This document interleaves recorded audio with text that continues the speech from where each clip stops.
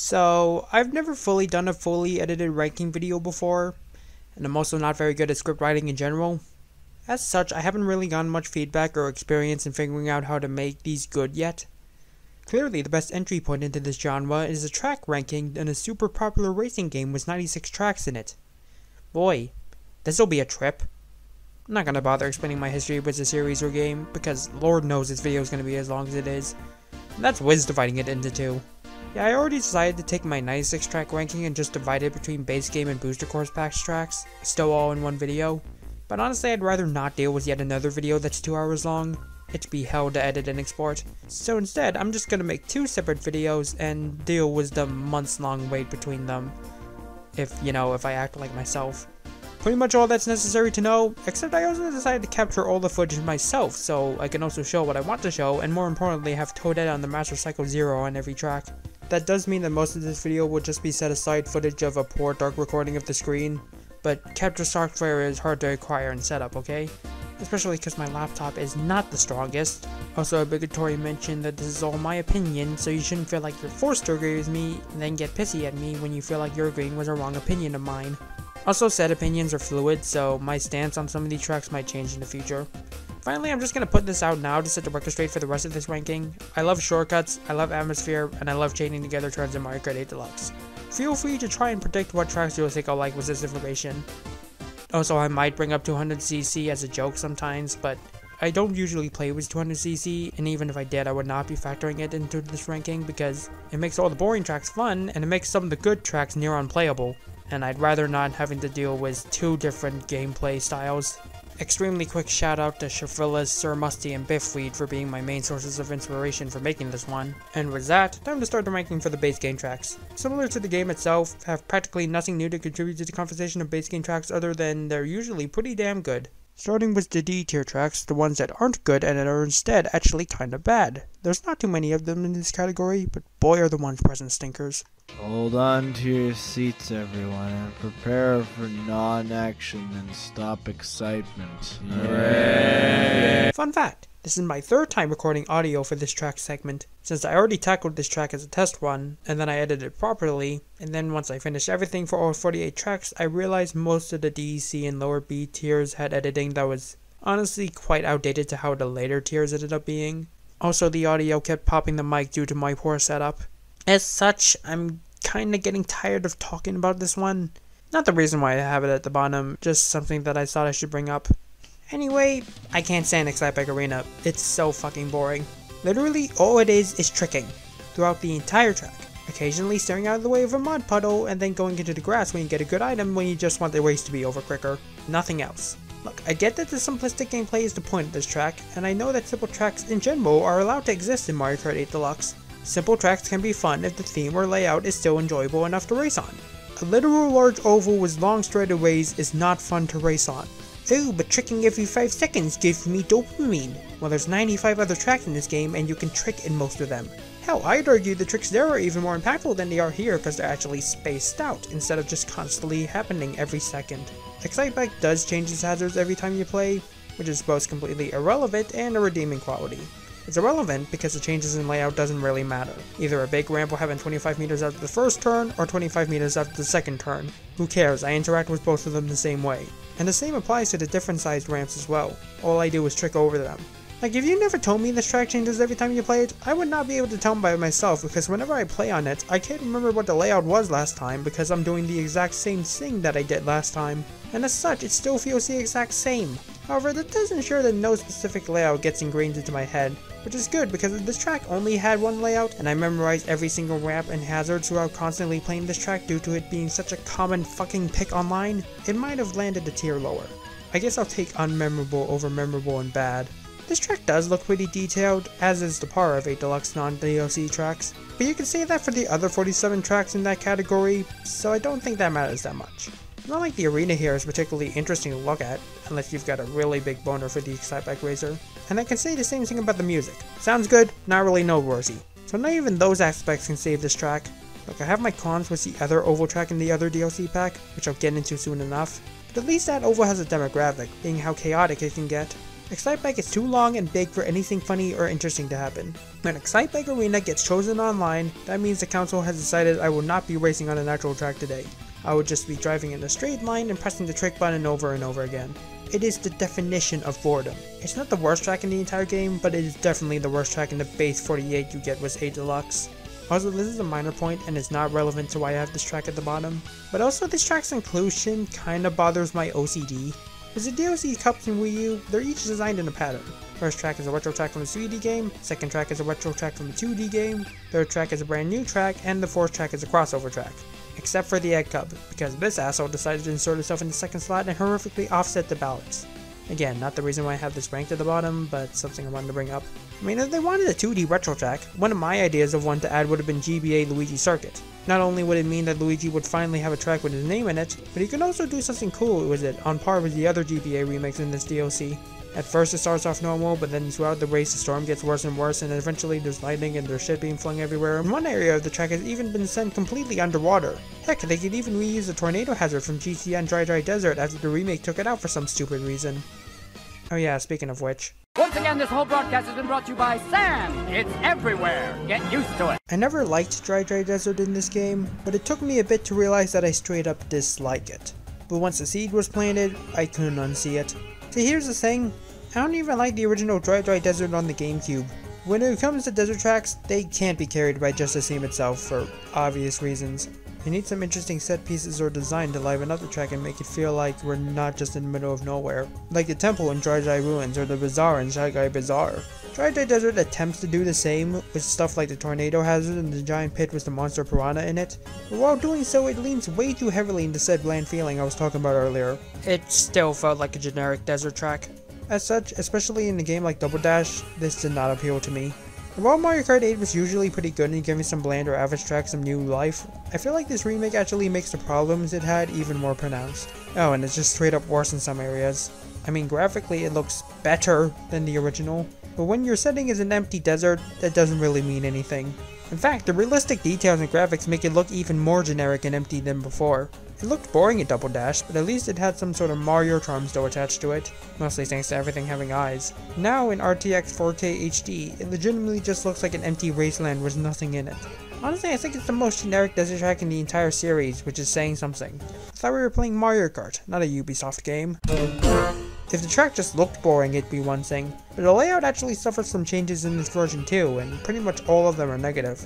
As mentioned before, the tornado is AWOL, and the giant pit may still be here, but now Lakitu just instantly takes you out instead of the giant piranha eating you, because God forbid a Mario Kart level have unrealistic elements in it. But I think the biggest downgrade of this track was the Oasis section. First off, adding an oasis to a desert? Gee, what a groundbreaking concept. Next thing you know, you'll be adding ice to a desert. Oh god damn it. But I'd argue the bigger issue is what it replaced does not make up for what it does in return. There used to be a large open section with hills and pokies everywhere. I know, what an interesting set piece where the optimal game plan isn't just drive straight through and ignore everything, but at least there were things to avoid and go to originally if you really wanted to. Now there's nothing but some hills you can trick on and some holes you can trick over, but you don't want to because it's so unsatisfying and slow. This is one of the few big set pieces of the track, and it's a nerfed version of an already kinda boring area. I think that alone sums up what this remake is about and what it has to offer. Also, it's not that fun to drive because there's too many short turns near the start where driving into the off-road makes you feel terrible, and the rest is just a line to each section. Boo. And the music is my second least favorite song in the entire game. I mean, it's a Deluxe, so it's not painful to listen to, and they do at least add some atmosphere with adding more posing synths into the arrangement. But like, is this even trying to be music? Dry Desert isn't just a boring track, it's a port of a boring track that somehow makes it even more boring. If this wasn't a booster course pass, it'd still stand out as particularly lame, but by the standards of the real Mario Kart 8, it's pitiful. Double Dash deserves better representation in 8 Deluxe than this desecration of already one of its lowest points. That'll do for the D tier. Moving on to the C tier, which consists of tracks I don't straight up dislike, but I'm not a particularly huge fan of either. I will admit, a lot of these are only not in D tier just because Mario Kart 8 is such a mechanically sound game. Hey baby, how's it going? Well, the bottom two tracks consisted of an oval and a track from Double Dash. Now it's time for an oval track from Double Dash. What fun. I stand by what I said about this track in the Excitebike Arena review. Compared to how that track is nothing but an actual real-life sporting event, Baby Park does everything it can to attempt to distract you from its utterly banal layout. Extend the lap count, make the track super small, tilt it, make the music go crazy, add a bunch of stuff on the ride itself and outside it to fill your vision. Heck, give you a seizure on the final lap for the hell of it. It's textbook pandering to people with ADHD, and I can relate. So is it effective in distracting the easily distracted for long enough? Depends on who you ask. This is a pretty divisive track in the Mario Kart community. Some love it for the chaos, some hate it for the donuts, and what's relevant for this video, some like it in its original context but don't like it anywhere else, and that's the camp I fall in. The thing is, Double Dash is inherently a chaotic game, with all the special items and slippery handling, so having a track where all that madness is contained made sense. It's less of a naturally chaotic environment and more of the inevitable conclusion of Double Dash's gameplay. With 8 Deluxe, in the right context it can certainly be chaotic, but the key words there are in the right context. If you get pelted with shells and blue shell explosions throughout the whole race, that's only similar to how it felt in Double Dash, but I feel like I've had a lot more races where I don't get hit with anything until the last 2 laps. Basically, what I'm saying is that the track being a chaotic hellfest is basically a random dice roll. Honestly, I think the thing that benefits the track the most was the BCP updates adding a custom item selection. There, you can only turn on chaotic items and then turn it into a hilarious unplayable clusterfuck. It's the best track for a scenario like that, especially when it comes to bob-ombs and blue shells. However, I don't usually play the game with only blue shells and bob-ombs on. I know, I'm a terrible person. When it comes to regular races with a regular item rotation, it's a lot more likely nothing will happen to you while fun running. At best running into a couple bananas and getting hit by a red shell, and nothing much else than that. When that happens, the feelings of boredom start creeping back in again and becomes one of the most dull experiences in the game. But hey, at least the chaotic games are still possible and they're still entertaining, right? Well yeah, it sure is busy, and getting super dogpiled on this track is certainly a laugh. But I honestly don't think the impact of the chaos, even at its highest point, matches the heights of Double Dash. And I think that'd even be the case even if 8 Deluxe had all of Double Dash's items and more. And this is because of how Mario Kart 8 Deluxe handles getting hit in general. Not only is the animation in Double Dash more exaggerated, but some obstacles in Double Dash literally cause the driver at the back to scrape their face on the ride itself. And everything just plays the same animation that feels way less powerful. Honestly, I think the animation for getting hit in 8 Deluxe is less impactful than the one for getting hit in DS. Though I'm not trying to say the DS version of this track is better, screw that. And while the anti-gravity does add some chaos to the visuals and makes it look more interesting, I think the fact you can no longer slam other racers into the walls, instead just spinning off them to boost both of you, is also kind of a downgrade. My idea of chaos isn't helping other people, that's all I'm saying. Literally all you need to do is fix this track is just give 8 Deluxe a more impactful animation when you get hit. Because as is, I don't think 8 Deluxe's engine is the optimal environment for true item chaos. Yeah, I'm not a fan of this. That being said, I still don't hate this track or think it should be removed. I just think that having a track where everyone's bunched up together and all hell could break loose is something necessary when it comes to kart racers with items, but I'm just not too big of a fan when the chaos isn't as guaranteed as it is in Double Dash, and the chaos isn't as good as it was in Double Dash. It has an audience, but as I am not a baby, I have certainly outgrown this one. The fact that this segment lasts around 2 to 3 minutes is a sign on how hard it is to talk about an oval. Thanks Mario Kart fanbase. So you like donuts, eh?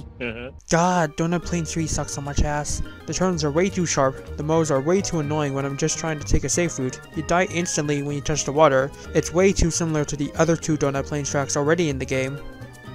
Oh wait, I'm just talking about the original version. Also the Super Circuit remake for good measure, which means I can also add unlistenable music and seizures to the long list of sin. This version though, it's fine. Unmemorable as fuck, but fine. Not only does 8 Deluxe have actually good drifting controls, but this track has certainly been given the works. Instead of either clinging to the retro feeling to a concerning degree, or actually deciding to follow in the other 2D game's footsteps, it aims to do both by having the track still be as flat as always, but adding a lot more detail in both the background and on the track itself. Even adding a Mario World castle and a sign indicating where the moles are. Well, I say the track is still flat, but they decided the bridge in the original was a huge mistake. Can you guys tell I'm shit at Super Mario Kart? So they cut the second one in half and added a couple underwater sections, fixing the track's biggest issue and also still modernizing it in the process. They certainly put a lot of effort into remastering this track in the further modern age.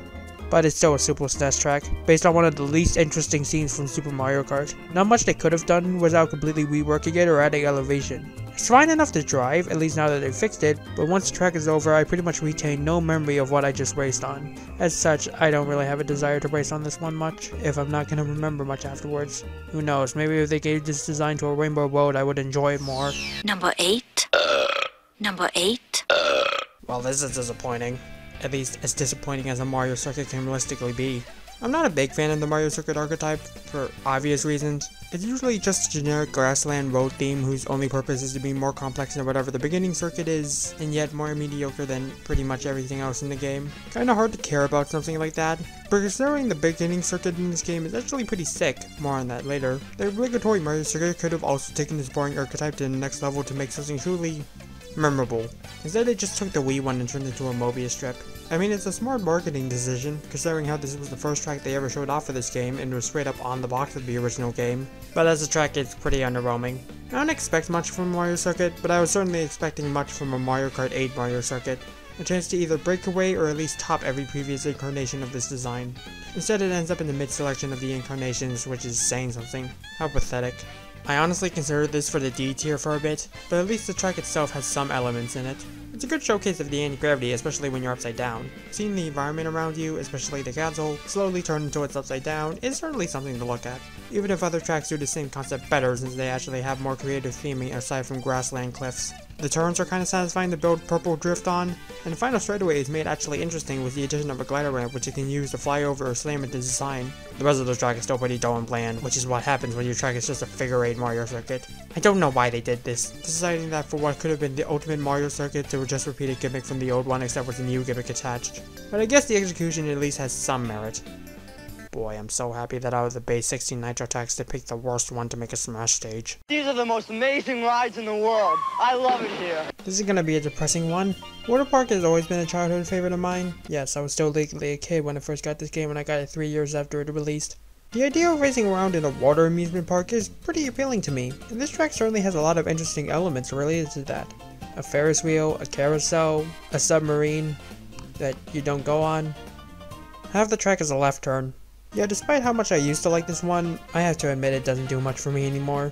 I think this game's Mushroom Cup is one of the better Mushroom Cups in the series. Since while most of the tracks in there are still pretty simple at the end of the day, they actually have pretty great theming to still remain memorable even after the race is over. Water Park attempts to do that, since I did previously state that I do like the idea of the theme, but I think they way overdid it with the simplicity. You start by turning right until you enter the water, and then you drift left for an absurdly long amount of time, and that's most of the track. At least it's not a straightaway, but the fact that so much of this track is just spent doing one singular drift really detracts from the experience and makes me not as eager to race here. And while the track does make alright use of the theme, as the rides I mentioned earlier, I feel like visually a lot more could have been done to make it feel like a real water park. There's not much present in the background other than a roller coaster and some buildings. I feel like they could have done what they later did with Baby Park and add a bunch more rides in the background to make the place feel more like a real amusement park.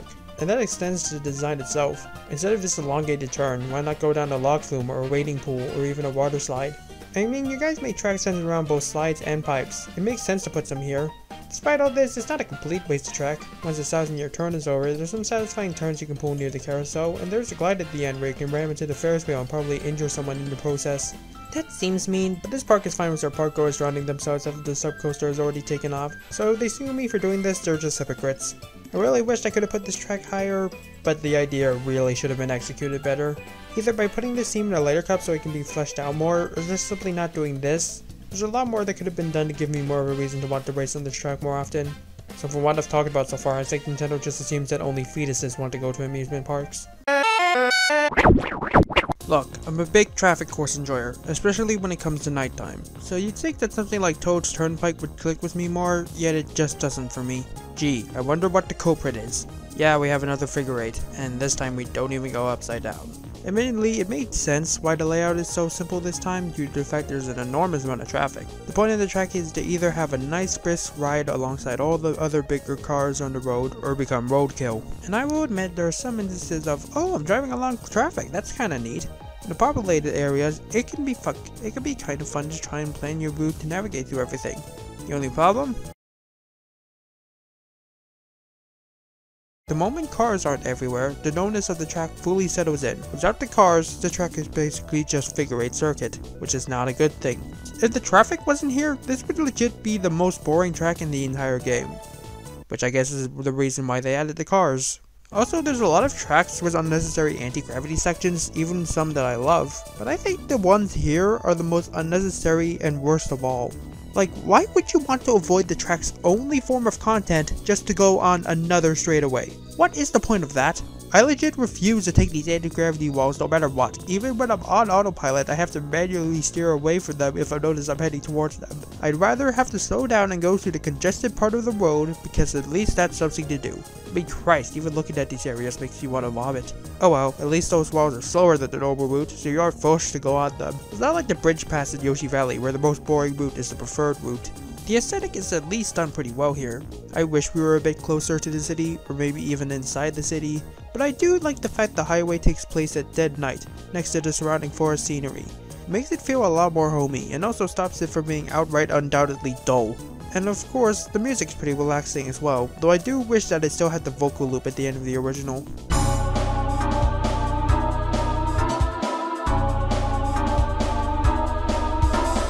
I get what this track is trying to be, similar to Baby Park. It's just traffic and nothing more, and if you're into that, I can understand. But I like to have some substance alongside my traffic, if that's not too much to ask. This is an objective upgrade for the original though, it's not even close. I mean, anything's better than this. Ice Ice Outpost is the most unpopular track in the Wii U DLC, and I fully understand why. I like the idea of it. You already had a couple tracks in the series centered around magical and natural ice worlds, so how about an ice course where the track is actually a man-made creation? I'm on board with that, at least until I realize that said man-made creation is just a 2-pass gimmick that shows up a lot in this game's tracks, except now it's the whole course. I don't have much to say about this one apart from that. It's literally just 2 roads. The paths themselves aren't that complex, and the anti-gravity section both feels kinda cramped and hard to drive between the 2 paths properly, mostly due to the camera. It's really not much of anything at all, let alone anything of interest. I do like the shortcuts at least. They're hard, at least to my dumbass, but they're pretty satisfying and rewarding if you do pull them off. Unfortunately, since I'm not very good at the game, I'm usually unable to take them, which sucks because they'd really be helpful in breaking up the tedium for me. I do also like the music well enough, both because of the synth-like nature of it and how catchy the melody is, though I wouldn't say it deserves to be in the Smash Ultimate soundtrack over many other classic tunes from the series, especially when it comes to Mario Kart 8. Aside from that, Ice Ice Outpost just exists. It's perfectly drivable, but oh my god, this is boring. Alright, that'll do it for the mid-okay courses. Yeah, there's only 8 courses in the base game I could think are either bad or just whatever. I really like this game if you can't tell. Speaking of liking, B-tier tracks. Not particular standout for me, but ones that I do enjoy racing on if they ever get picked. What are you doing, bro? Dude, I'm beached is. Cheap Beach is far from the most interesting track in the game. It's pretty much a generic beach level that doesn't do much to stand out. But it's also pretty fun to drive, so that's fine with me. This remake definitely benefits from the ability to drive underwater now.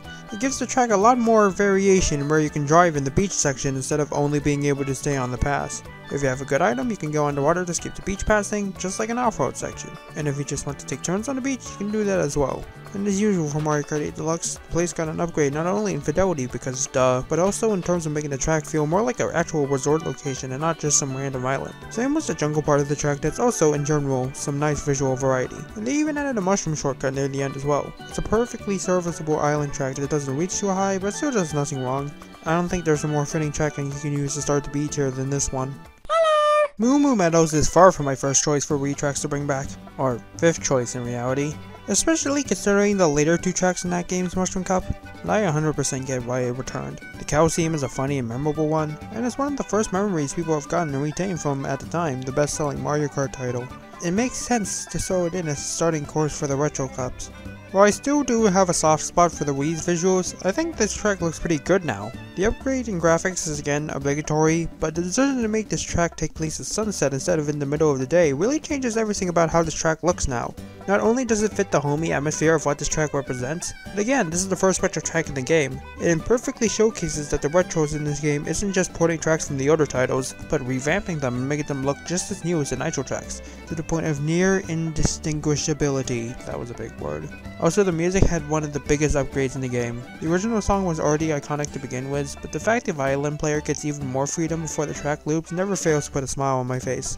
Well, when I don't already have a smile on my face from going near all the cows and hearing them moo in unison. It's still undeniably a basic track, but I think in terms of being an introduction to this game's retros, it ticks all the boxes. It's recognizable and fun, and it's gotten a major facelift. As much as my biased ass wanted Toad's Factory in this cup instead, I can't help but respect what Moo Moo Meadows bring to this game, and I think it's certainly earned a spot in the game's track list.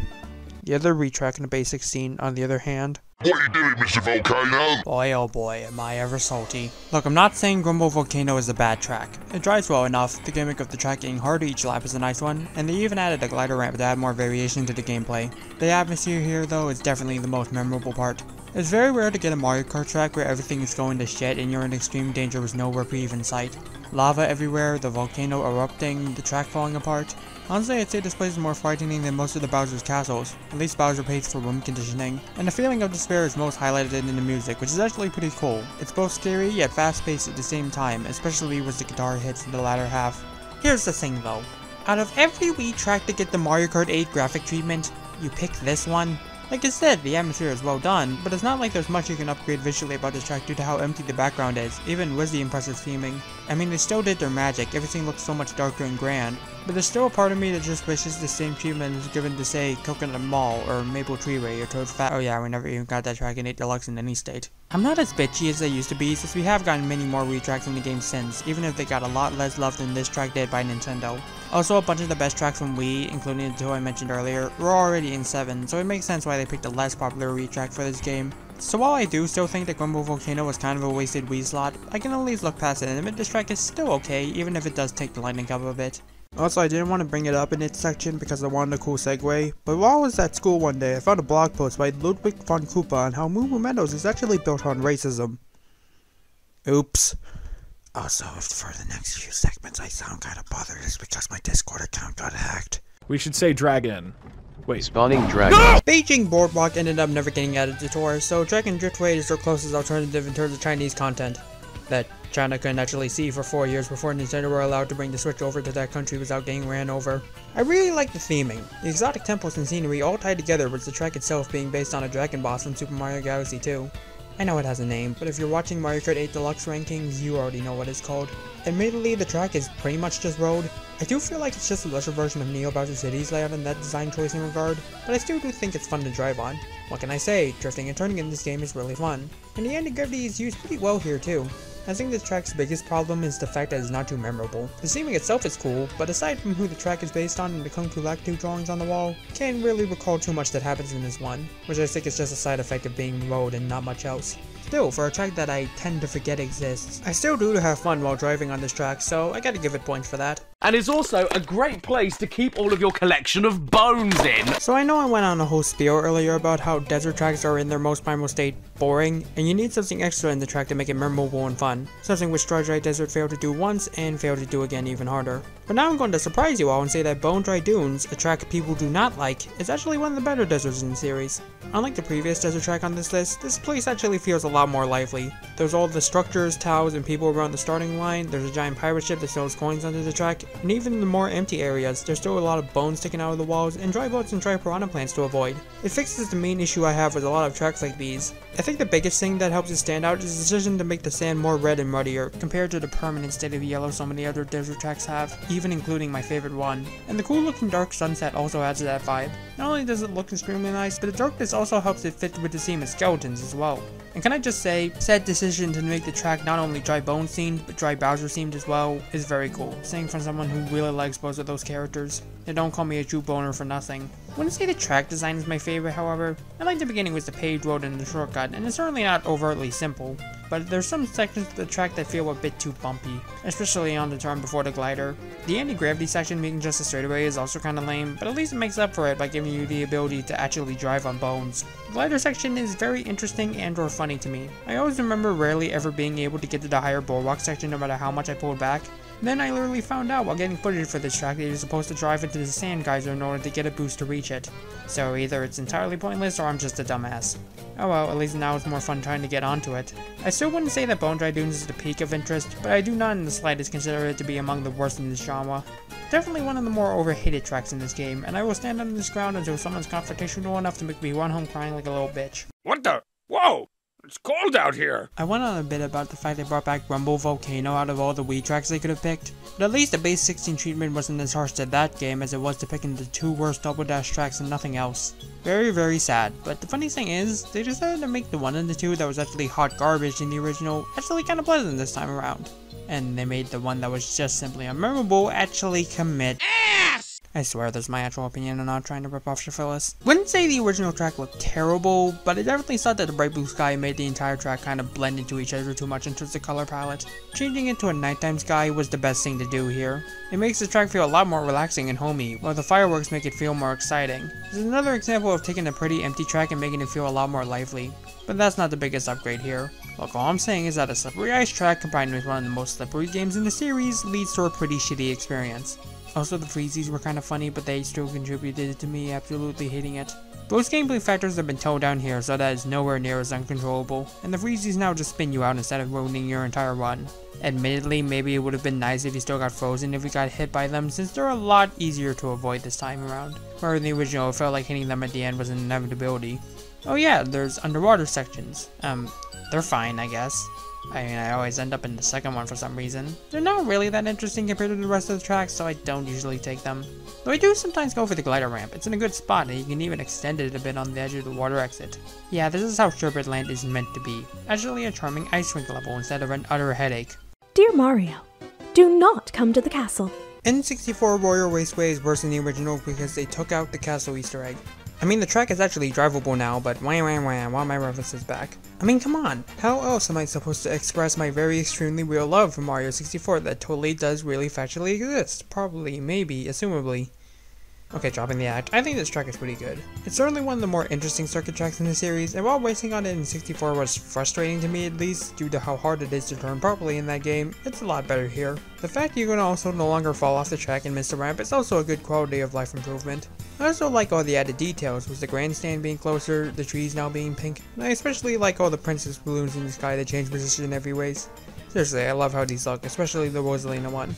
Honestly, in general, it just got a huge population boost, which is a big upgrade from a random hillside in the middle of nowhere. Clearly, Princess Peach got her castle address leaked.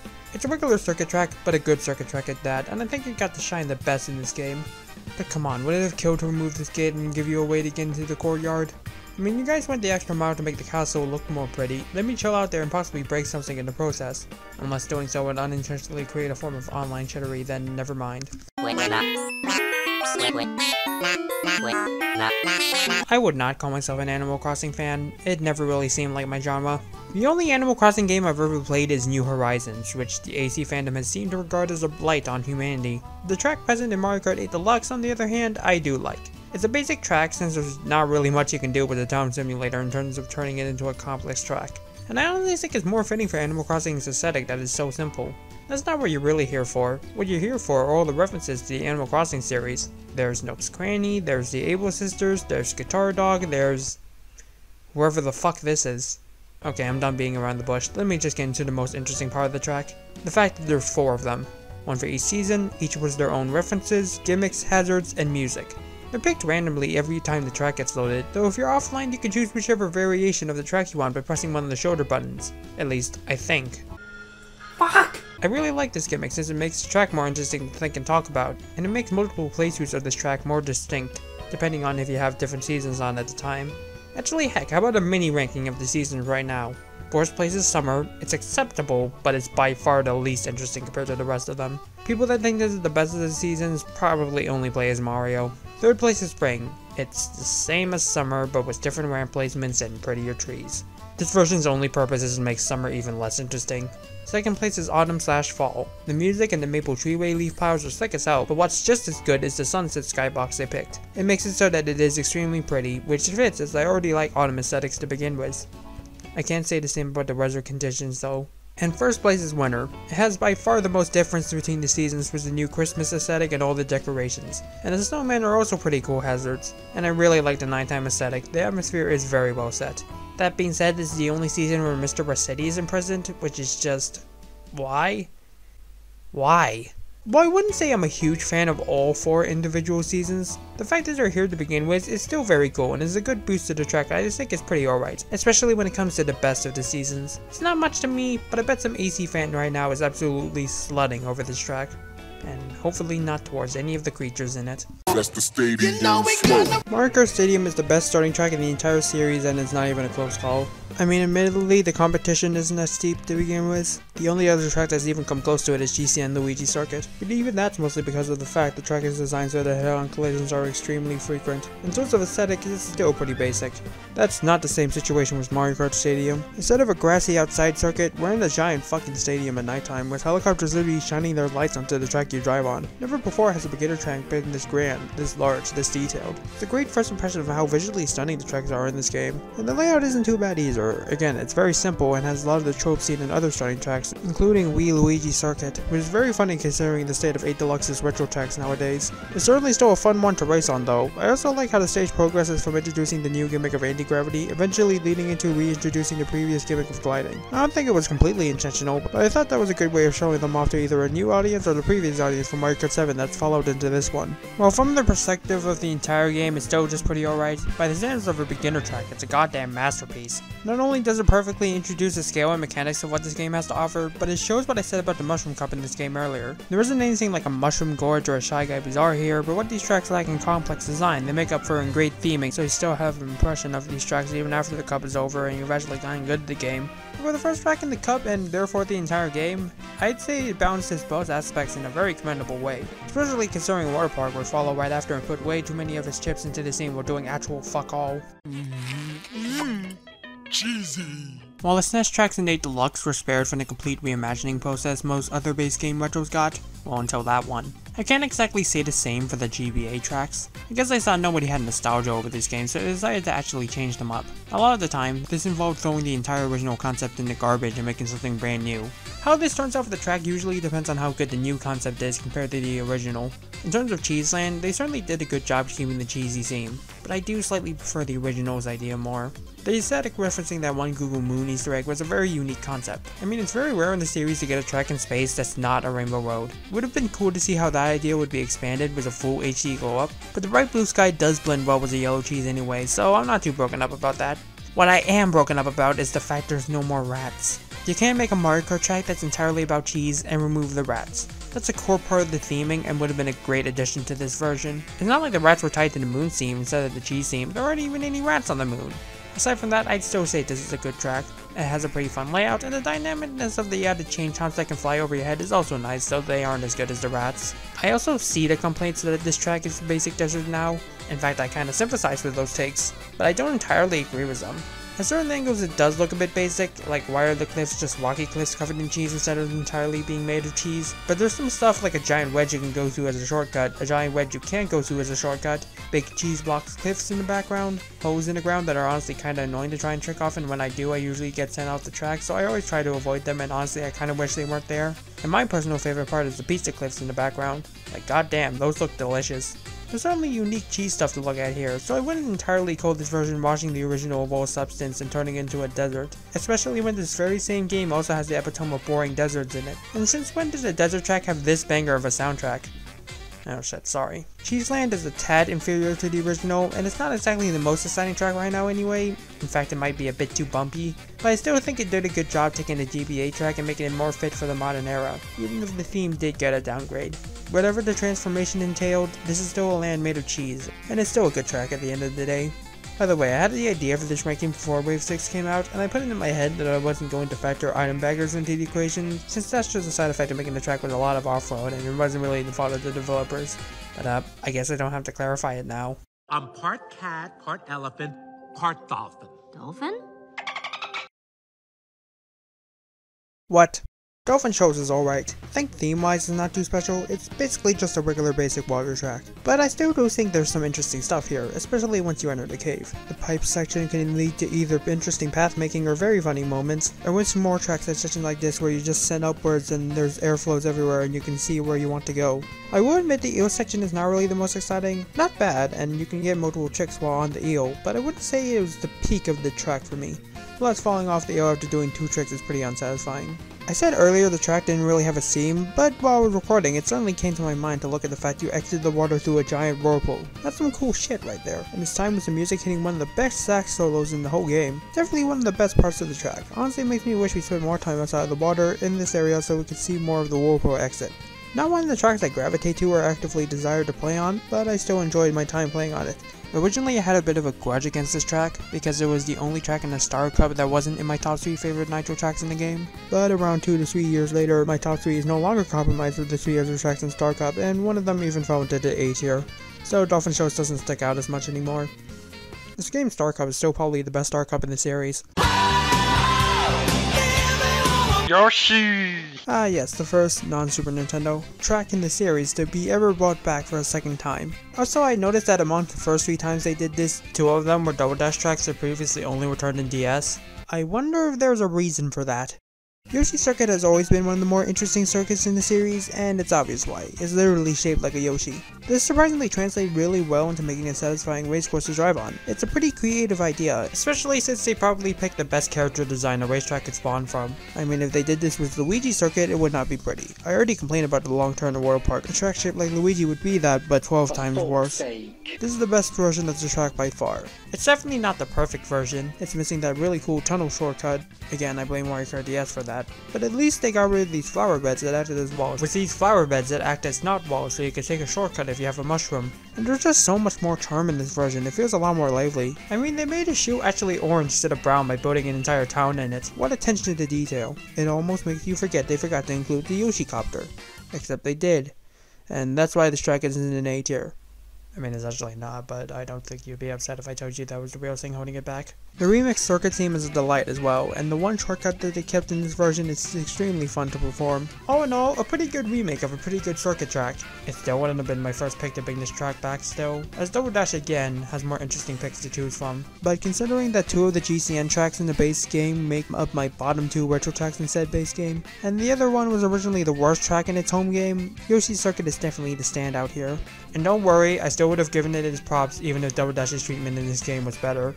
And with that, it's time to move on to the A tier, the tracks I not only just like, but really like. Yep, I reached this point before even reaching halfway.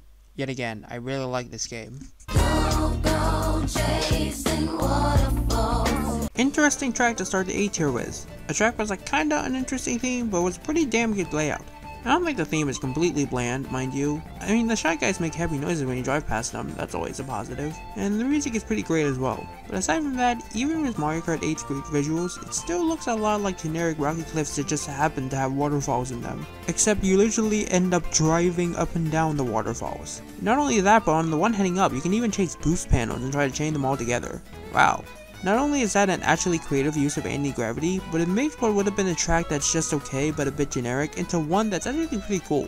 Admittedly, the one heading down is just a straightaway. I kinda wish they put more boost panels here, but it still looks cool. And that's not all, you even get a small choice near the end where you can glide to a higher cove. It's short and it doesn't really affect anything, but I still think it's pretty fun to aim for.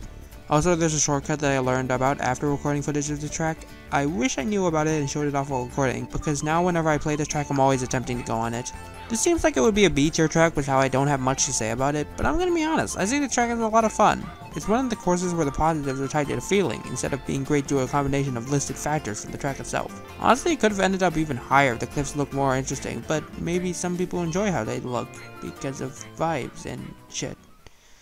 I don't really know what I'm saying with this segment. The Shy Guy course is pretty good. Moving on. Dear pesky plumbers, the Koopalings and I have taken over the future. Neo Bowser City could have been... Okay, I'm sorry. Koopa City. No, never mind. That's another L for PAL's naming conventions. You do realize this is meant to be a futuristic city, right? Why would you remove the word in the title that indicates that? Could you at least call it Neo Koopa City instead? Whatever, I sound too much like an American anyway, I'll defy the government for this segment. As I was saying, Neo Bowser City could have been a bit more interesting than it actually is. The idea of racing through a futuristic city sounds cool as hell. It could have been like if Mushroom City or Mew Mew Highway got brought into a new era, except now it's hover cars instead of regular cars. Instead of doing that, we're just on a random skyscraper suspended above and kinda far away from the city, and the track instead just plays like a regular circuit track, which is disappointing, or at least it would be if it wasn't for the fact that said circuit track is actually kinda cool. Honestly, in terms of layout, it plays a lot like the Yoshi Circuit, except instead of being in the shape of a Yoshi, it's in the shape of a Yoshi that got hit by a car. There's plenty of turns you can make, including one long stretch of sharp U-turns that's hell on 200cc, but extremely satisfying to make on 150cc. Also, there's the ending, where you can glide to a wind dispenser to make the final turn easier, which is probably my favorite part of the track.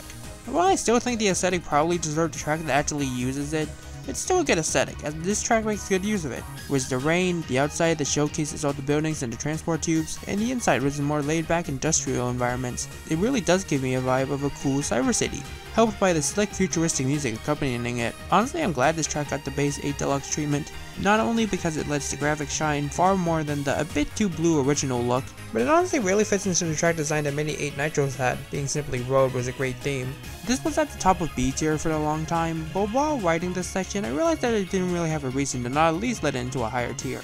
I mean, there's still a part of me that would have liked to see what Moonview Highway X would have looked like, but considering that this course still turned out this solid even without fully exploring its theme, I can't fault it for that. I know this track is hated by a lot of people, but I guess I'm willing to defend it. I mean, how can you still hate this? Bowser decided to finally show his face in the advertisements instead of just using the same new Super Mario Bros. Wii render he's used for years. Oh boy, does he spoil us. By the way, a small thing to mention, this is the Bell Cup's weakest track. Wow.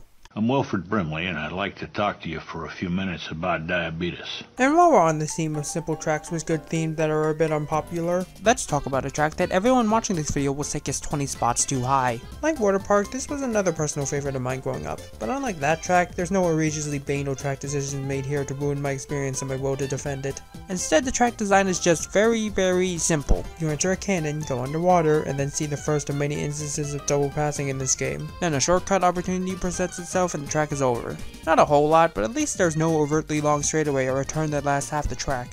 And again, Mushroom Cup course is not going to be overtly elaborate or complex. But while I'm not bothered by the simplicity, I have to admit this might have actually cracked the S tier if the design was just as good as the theme, because wow, this track is a looker. I mean, apparently candy tracks and kart races are extremely common, to the point where Disney did it first and made everyone whose job is making pop culture references about Mario Kart tracks have way easier lives. But the way it was done here was very cool. The color scheme is vibrant and varied, with the pink sky and a yellow path below, complete with the chocolate dirt everywhere. The cake you go around after the turn is a very cool looking set piece. Same as the waffle windmills and the gingerbread toads at the starting line. There's also a fountain of soda there that's in a bit of an unfortunate color. I guess they're also appealing to those whose job is making immature humor about Mario Kart tracks. Again, the theme is carrying here, but unlike a bunch of other tracks where I admit the theme is more interesting than the track, I actually still like the design, even if there's nothing much in it. The two paths are one of the more interesting ones visually due to the different colors and both colors being good, and you can even take a shortcut through the donut. That's an idea I've never seen before. Sweet Sweet Canyon is setting a low bar for itself, and to some people you talk to, it fails to even reach that. But to me, I actually really like it. It's simple so it can only get so high, but it has a great theme and it's pretty fun to drive. Like I said with Mario Kart Stadium, this is a perfect example of showing how this Mushroom Cup in the game is one of the more memorable ones in the series. Also, I've seen complaints on how the realistic graphics make the food here not as appealing as they could have been, but I'm lactose intolerant, so honestly that might be a blessing. Why? DS Wario Stadium, also known as insert all the gimmicks into this one please. If I can be ever so controversial for a moment, I wasn't the biggest fan of the original DS track. I still liked it well enough, but it did kind of feel undynamic and repetitive with its visuals. Not because they looked bad, but because it was the same thing throughout the whole track, making it kinda hard to distinguish what section from who. Also, having so many ramps in a game without a trick system is a blue ball moment if I've ever seen one. Still way better than the first Wario Stadium though. The remake makes it a lot more visually interesting. Not only does the stadium look a lot bigger, but the sky is also a lot more visible. And it's daytime instead of night, which I honestly like a whole lot more. Also, I guess they predicted that GCN Waluigi Stadium would be brought back 8 years later. Maybe they wanted a nice contrast between the two. And in terms of the track being the same throughout, oh boy, we don't have to worry about that anymore. The entire last third got entirely reworked, and now it has all the features. An anti-gravity section, a lot of elevation, an underwater section, a glider section, very few of which use the mud paths from before. The only change is honestly on par with some of the GBA remakes we later got in the game. All they needed to do was add some more visual variety, but they went one step further and changed how the track plays and feels, yet still keeping the layout the same. That's pretty sick. And speaking of upgrades to visuals, check out that giant Wario statue.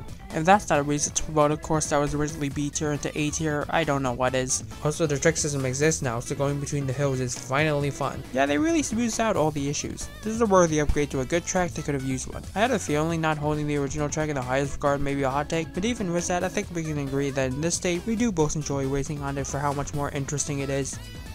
Unless you don't like the original track or this remake, in which case ignore my dumb ass. Oh look, we're halfway through. Mario C likes to keep it clean. So I shat on the Mario circuit archetype for consisting of nothing but boring road designs and generic grassland scenery, therefore making some of the least memorable tracks in all of Mario Kart. Yet for some reason, this remake of GBA Mario Circuit is not only the best Mario Circuit in the series, but it's also the only one that's managed to get A tier. I'm surprised too. I mean, look at the original version.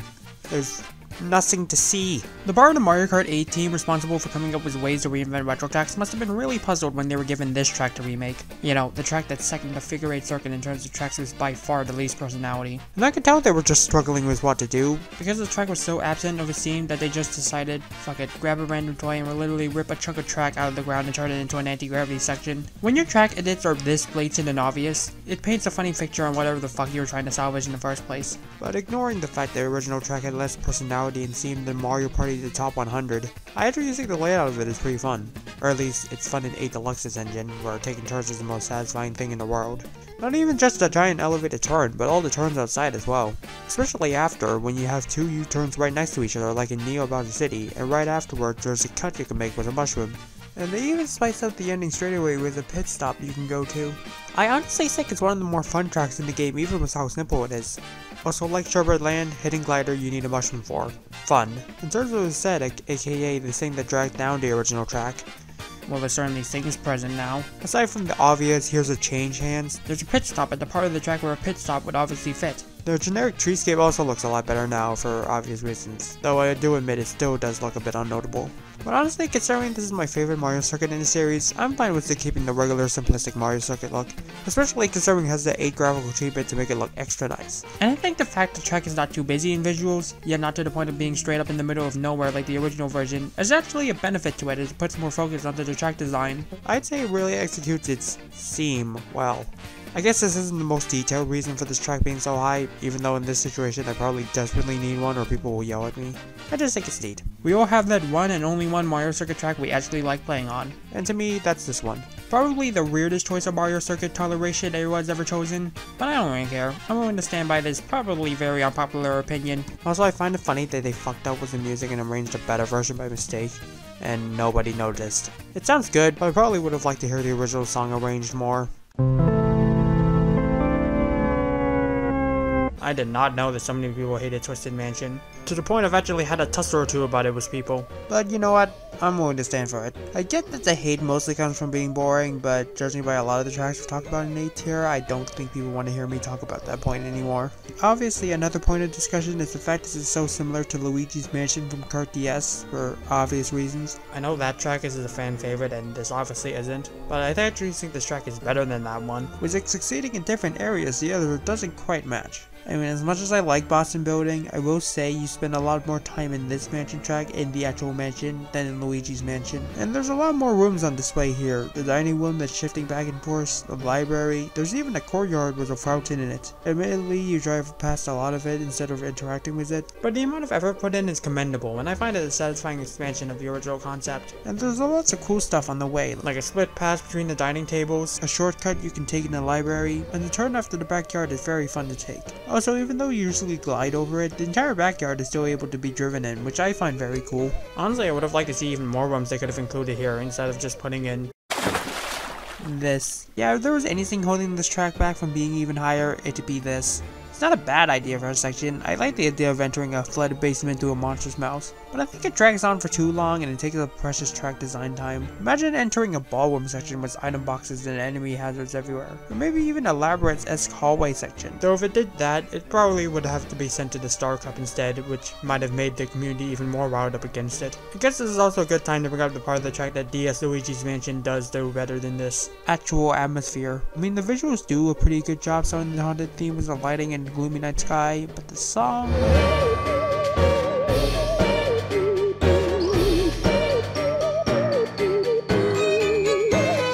yeah, it's too vibrant. I thought this was Twisted Mansion, not Twisted Funhouse. Ignoring the fact that it still sounds pretty bland in a vacuum, I really do not think it fits with a track that's meant to be creepy and haunting. Wait, shit, I'm meant to be defending this track. The ending's pretty cool. These haunted suits of armor that slam their axes onto the road. I mean, they're pretty easy to avoid, but at least they look cool and they help contribute to the world building. I'm aware the Twisted Mansion is flawed, and I can see why people wouldn't like it, or at least find it inferior to the other mansion track in the series. But I've always liked it, and I'm gonna keep liking it no matter how much I fuck up on the backyard turn on 200cc.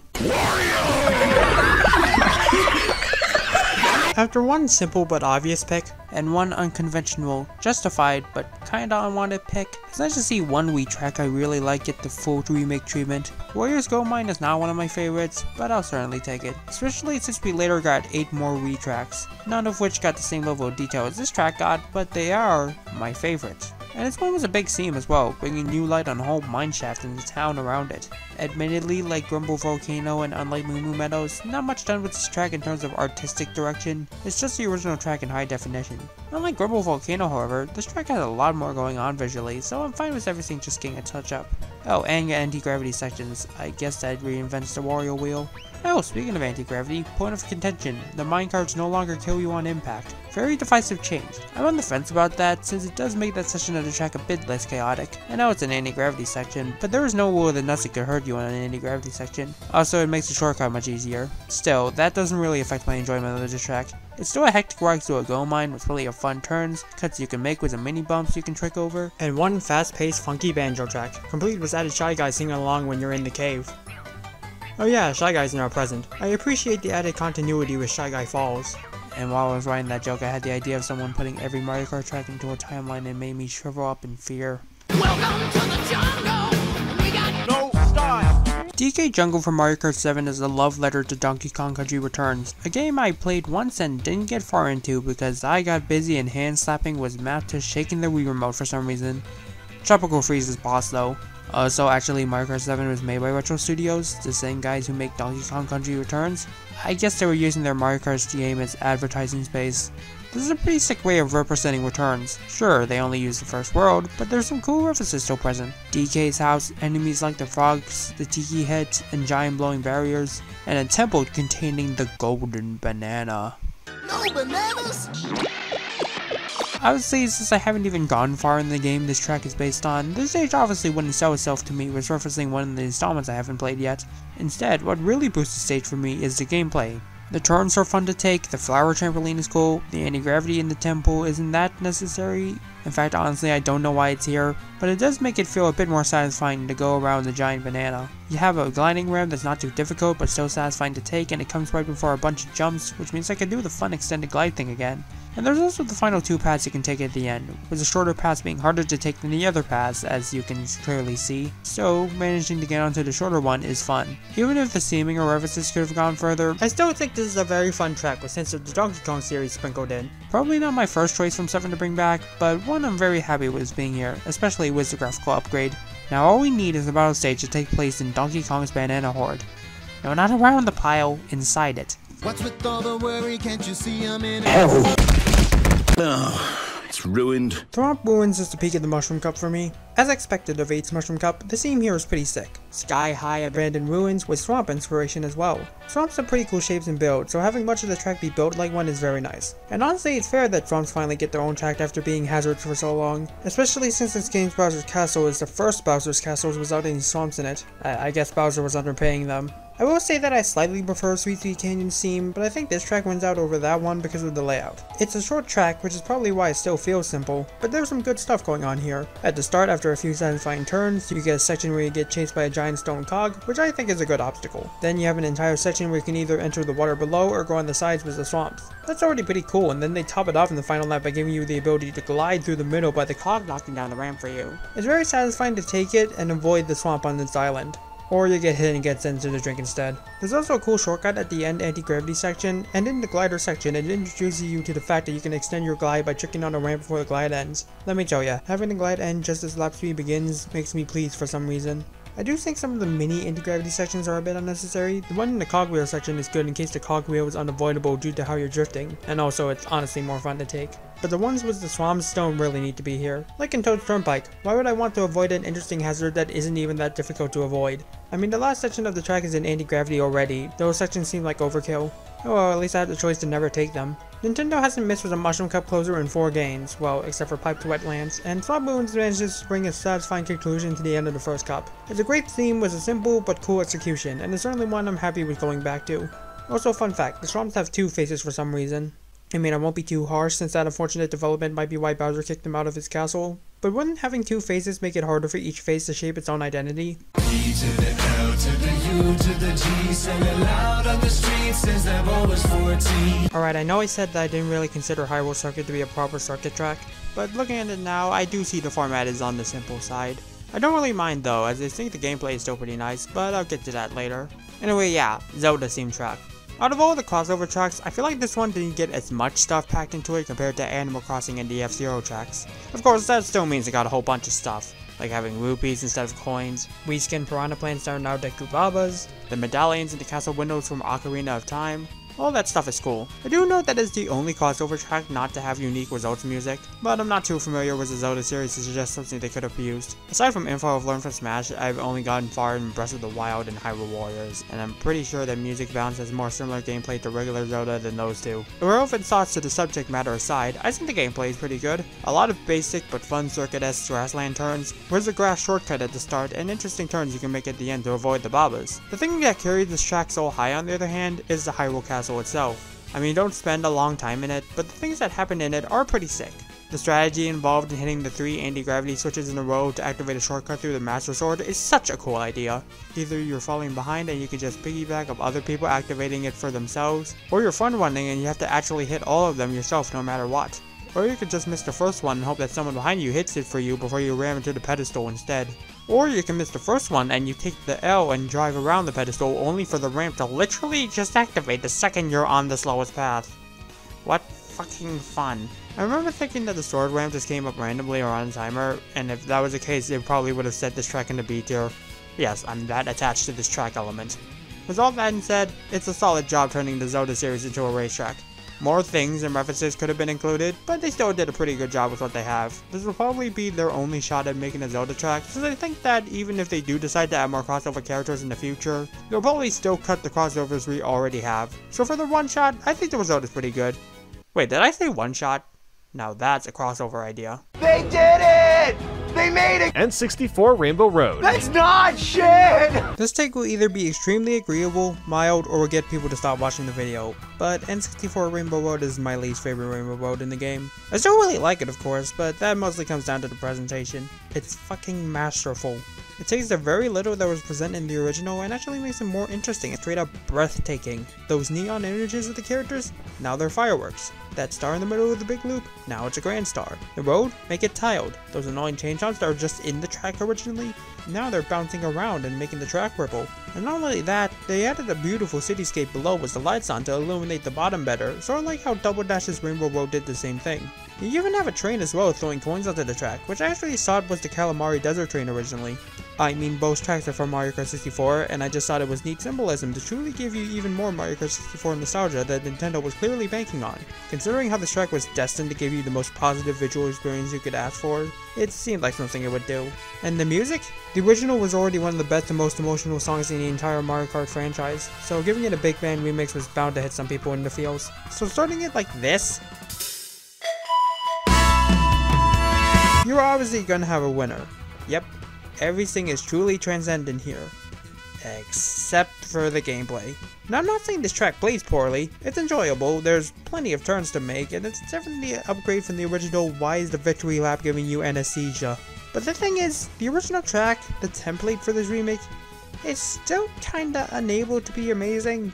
It's basically entirely road. They added a couple boost rings at the start, a glider ramp at the end to replace the soul trading straightaway the finish line was on at the start, and again, chain chomps busting on the road so you can do tricks. But aside from that, not really much happens in terms of layout. A Rainbow Road being only road is fine and all, not everything has to be like Wii's and 7's, but since this specific one is so long, being a one segment track, it means that nothing aside from the set pieces sticks in my mind much. Like, I legit can't describe any of the turns you make compared to most tracks, since there's so many of them, there's nothing to distinguish the three sections apart from each other. Again, that's not really an issue when actually racing on it. The visuals and music are so fantastic that my brain is never able to be bored by the layout, and it's justified why it's like this. This Rainbow Road is leaning more towards a victory lap than an actual hard challenge, like the original tried and failed to do. So it makes sense that it's less about the layout and more about the experience. However, it does mean that compared to the other Rainbow Roads, a couple of which have far less splendor than this iteration, I'm not really that eager to replay this one. For the record, that does include that one. Also, I said the track is long, but that's because it's a one segment track. Since you're only going around at one time, now it's one of the shortest tracks in the game. The only problem I really have with this is that the final lap tradition of stopping the music and playing a faster version occurs usually right at the end of the chorus, aka the most emotional part. I know the final lap speeding up the music is a tradition at this point, but I feel like if any track was to not follow this rule, it should have been this one. Aside from that, yeah, I refuse to deal with a 6-minute track again. I could maybe slide with 2 laps to make it 4 minutes, but not 6 minutes. We shouldn't stick to outdated game design just to appeal to nostalgia. They took the worst Rainbow Road in the franchise, got rid of all the parts that made it shit, and turned it into one of the most emotional experiences in the entire series. It's still held back by not being that interesting gameplay wise, but that does not detract from the fact that this is still a banger. This deserved its placement on the 8 Deluxe box, and even if it's the least best Rainbow Road in the game, it should not be ashamed to be the worst out of a banger selection. What are you up to, son? I like trains. I'm surprised Super Bowl Subway isn't more popular in the community. The concept alone made me expect that this would be an instant classic. Clearly one transport-based level wasn't enough for the Wii U's team, so they made an entire level based on a subway. That's an extremely clever concept for a level, and the execution is done quite well in terms of atmosphere. The above ground sections are really set up well. The architecture is expertly crafted, there's tons of details like shops, maps, advertisements, and other stuff that would be around an urban area. It all helps in making this track feel like a real place, let alone a real subway. That's why I love Mario Kart 8's initial art direction, not only because it looks realistic, since I've already pointed to a track at the very start where that's a detriment, but because of all the details put into the track to have you truly involved in the area around you. I could seriously just get lost in looking at the side of the subway to see what new object I could find. The tunnel doesn't have as much detail for obvious reasons, nobody's gonna put a vending machine in the middle of a tunnel, but it still has plenty of neat little references with the underground graffiti of Road 1 too. Makes sense, it is an underground tunnel, and the music at this point is mimicking the underground theme. Or yeah, the music changes depending if you're above ground or underground, and the underground theme is a bop while the above ground theme is a 100% genuine cardinal banger. While the gameplay isn't as outstanding as the setting, it's still really good. The parts above the ground are mostly just segues into getting into the subway tunnels, but the ending one does have a satisfying grass cut you can take behind the fountain. Meanwhile, the tunnels themselves have not only the gameplay of avoiding the trains, but there's even some alternate routes you can take to go above the trains. And not only that, you can literally jump onto a train and ride on it to get a jump boost. Hell, you can even glide onto the train if you want, which is definitely the most fun of the part of the track for me, especially if I'm jumping off near the end of the tunnel. Overall, a pretty solid track with great theming. It's not one of my absolute top favorites, but I think it's one that deserves more recognition than it currently gets. Oh hey look, the train to the next track is coming. I'm not gonna lie, I went back and forth about putting this under or over the next one until I remembered that I could do this segue, so, you know, I might as well. Let's build a racetrack there, cause fuck nature, bro! Yoshi Valley was an S tier for a pretty long time. I mean, how could it not be? It's a giant maze with so many paths available for choosing, and I love having a choice in tracks. It makes each playthrough of a track more interesting than the last, and it even makes individual laps more different as you take a different path each time. So, a track where the entire gimmick is branching paths, and said paths can branch into even more branching paths?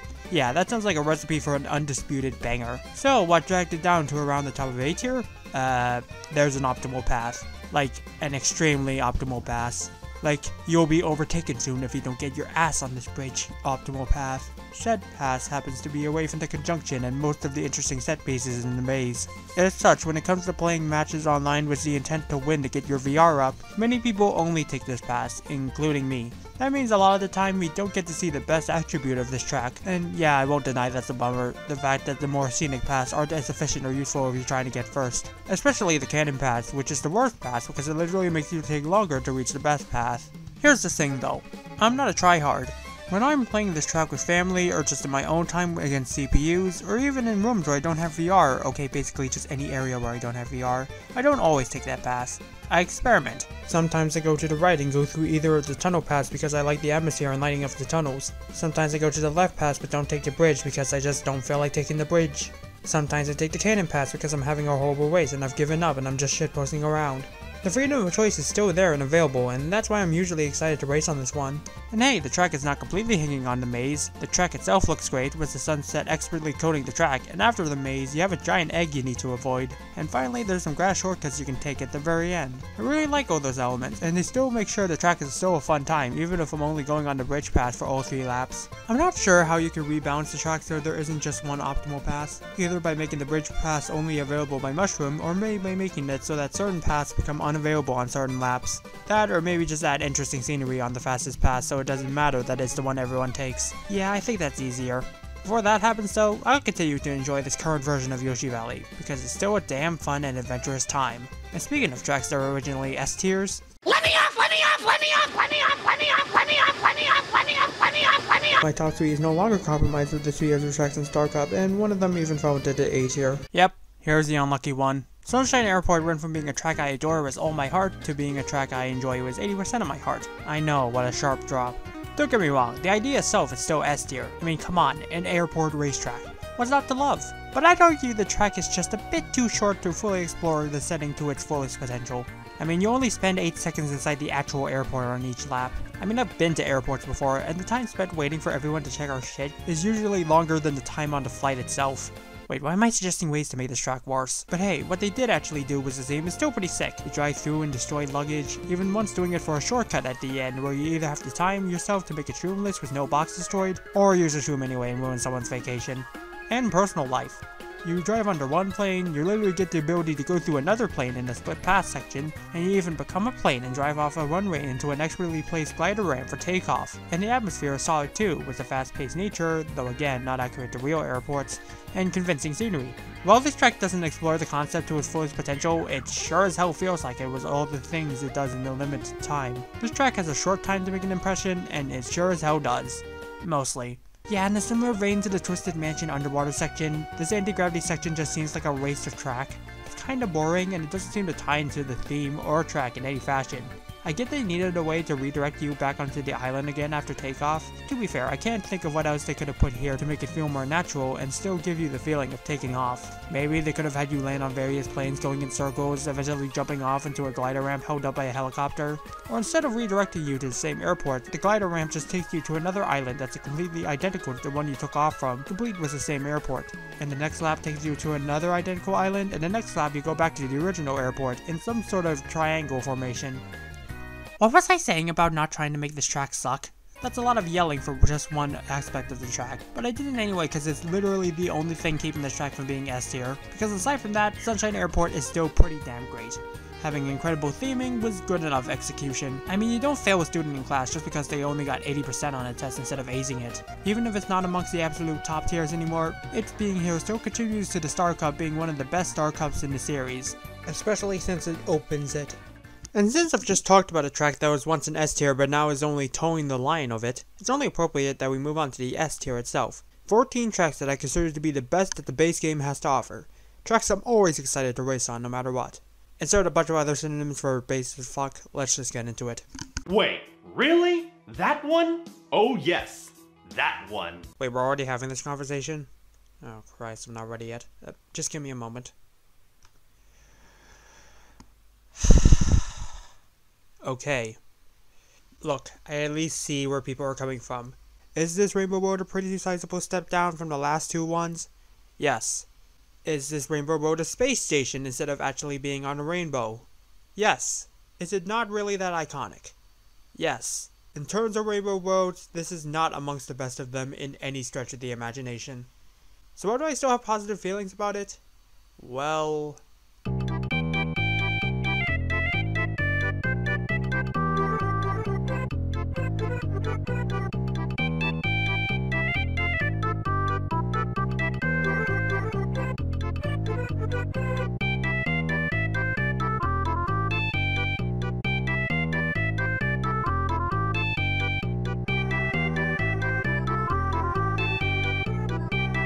yeah, I just let go of the expectations.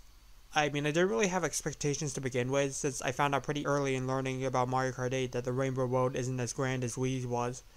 But that still doesn't change the fact that we could have possibly gotten something insane with how much 8 freshened up the presentation of its tracks.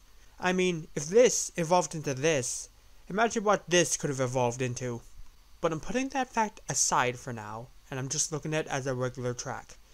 Not specifically an evolution of the Rainbow Road formula, but just as a space station track that happens to also look like a rainbow. And when I do that, I love it.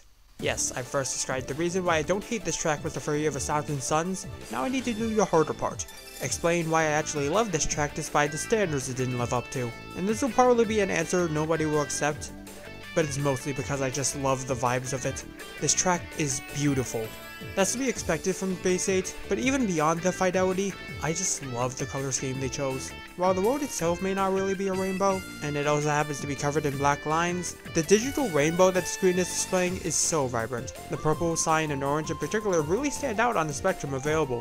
One part I find really sick is near the end was the two split paths. One path is focused on warm colors, and the other is focused on cold colors. That's an extremely cool way to present the split path gimmick in a rainbow road. Aside from the rainbow, the ginormous model of Earth looks absolutely stunning. The grandstands being enclosed in satellites is extremely cool, and it's just kind of surreal to see grandstands in rainbow roads at all. And even if it's not even in the slightest colored like a rainbow, the satellite still looks very nice, especially with the detailed conveyor belts. Even by the graphical standards of Base 8, this track in particular is nothing but eye candy to me. As pointed out was the N54 Rainbow Road, looking absolutely stunning would only be one thing if the track itself wasn't also fun to race on. But it is. It's on the similar side of Rainbow Roads, and by simple I mean it's mostly focused on being very hard. The turns in the latter half are tough as balls, even on 150cc, but they're still satisfying to take nonetheless. It never feels like the track is just hard because it's poorly designed. I will note that when the turns get too hard for me, I usually just jump to the other pass when the opportunity rises, even if it usually results in me landing in the off-road. Basically a really pathetic version of the big blue gravity jumps, and yet I still get a kick out of it. And the conveyor belt in the main satellite reminds me a lot of Toad's Factory, and anything that reminds me of that track is a winner in my book. And of course, both the absolutely stunning visuals and fast-paced yet difficult game plan are tied together in the music, which is an absolute banger. It reminds me a lot of Rainbow Road's music in terms of how upbeat and spacey it feels, and while I wouldn't say it gets close to that masterpiece, it definitely has the vibe that it goes for and it nails it. It alone boosts this track to being one of my favorites for me in terms of racing enjoyability. The mood is just set so wonderfully here. It's nowhere close to being the best Rainbow Road, or even the best track in this game, but I still love it, and I think it's by far the most overhated track in this game. I'm probably this Rainbow's biggest defender, and I'm willing to stand by it until the end. Amazing course. Alright, let's just move on to the stuff you actually agree with now. We have a lot of them. Or not, depending on who you are. But more on that later in the program. Let's first check in with the weather. Clouds! And now for our special cup tracks and the skies that people actually like. As such, I have a lot less explaining to do. Cloudtop is a delightful spectacle. The theming here is so varied, with clouds making the pass, driving on an airship with 2 paths to take, getting shot out of a cannon into a literal thundercloud, and then back onto a beanstalk going out of a giant question block. You know, like the original Mario.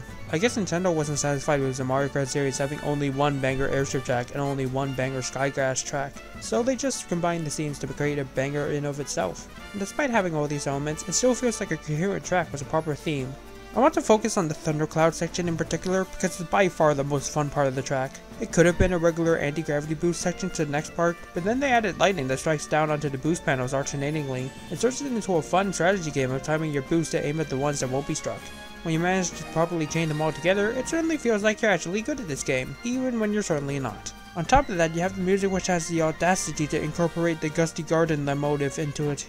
It's a fitting track to put in, and hearing it in not just its usual orchestral state like the original, but a metal version where you're in the thundercloud, certainly delivers the emotions. I know it did for me when I first played this track. Throw in a couple fun shortcuts to take, and you have a fantastic opener to the Special Cup. I know people are pretty mixed on said Special Cup, but considering that I personally love all non-Bone Dry Dunes tracks in the Cup, I'd say I still really like it, and Cloudtop Cruise is 100% contributing to the overall quality. Okay, the PAL region took an L for the Neo Bowser City name earlier, but at least our name for Piranha Plant Slide actually makes sense. I mean, there's parts of this track that take place on slides, but most of what this track is involving going a certain way using a pipe. You know, a pipeway. Knowing how Mario Kart 7 PAL translations usually go, I wouldn't have put it past them to call it something like Plant Sewer.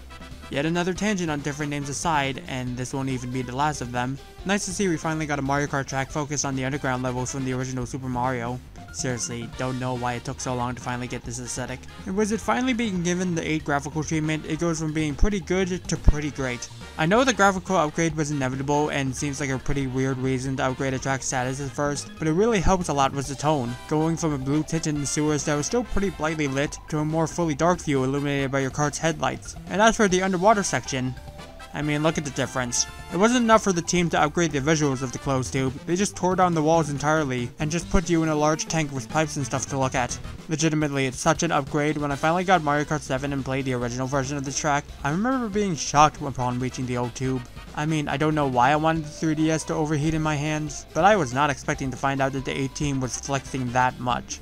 I will admit that I can see why people would prefer the 7 one visually to this, since 7 has more of a retro feel in the outside section, while the 8 version is just more realistic. And it also has blue Goombas.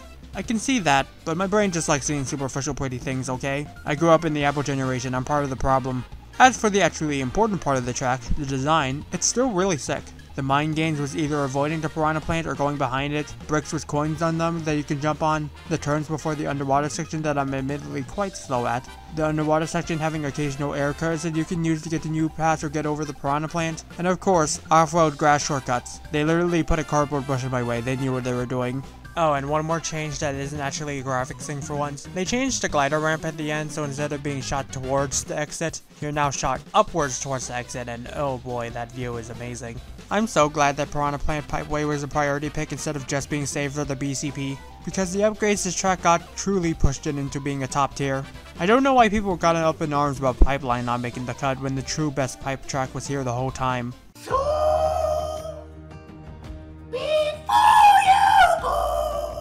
You know, when you really think about it, Toad Harbor is basically just modern day Delfino Square. I mean, I would have liked it if the real Delfino Square came back into BCP, or at all outside of its one appearance in Wii, but it didn't, so now we're just stuck alone with another awesome city track with great vibes. Harumph. Seriously though, the vibes in this track are off the charts. It's one of the cheeriest tracks in the game, with how bright and colorful the city is, and all the toads cheering you on in the town around you. And it's just as lively as well, with the cable cars moving around, and the boats nearby, including the one as a shortcut near the start. The most logical thing to include in a harbor-themed track after all. And the detail here is, as expected from 8, top notch. From obvious stuff like the statue of Peachtree, to the stuff you'd have to stop your car to see, like the spinning Toad Harbor sign, to the fact that so many buildings have names on them. There's no reason to specifically make a sign detailing that one of the many shops in this town is the Peach and Daisy Royal Patisserie, but they did it anyway. And listen to the music, how melodic it is, the fast tempo, and how it has a perfect loop back to the beginning. It truly adds to the atmosphere this track is pulling off. Layout-wise, it's amazing as well. I will say it's a bit tricky for the second course in the Flower Cup, with the turns after the canopies to the split pass with the jump. Maybe it should have swapped the spot for the Dolphin Show so the Star Cup could go from one of the best to the actual best. For the record, the parts that I mentioned were the fun parts. Especially a 10 section, you can even go below and destroy the scenery either intentionally or just by trying to drive. A fun part that is easy is the downhill section near the end. You can go wherever you want to get the boost you want, and the only rule is that you have to avoid the trams. Honestly, the entire track is filled with choice. Each section has a way you can go, a simple way, or a more scenic way that's more tricky. Risk versus reward. Even the forced anti-gravity section obeys this rule.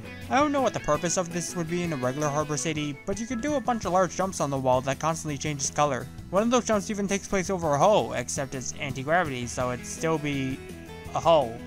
Yeah, this gimmick was sure worth putting on the box. See, Toad's Toad Bike, this is how you do it. Make your anti-gravity sections actually fun, so there's a reason to avoid conscious decisions if you want. Maybe make the traffic drive on the wall somehow. Overall, a fun, expertly crafted track that masterfully sets the tone it's going for, and I love it. Even with the addition of a billion city courses thanks to the booster pass, this course is still strong enough on its own to make it so that it's still the city track I most want to live in.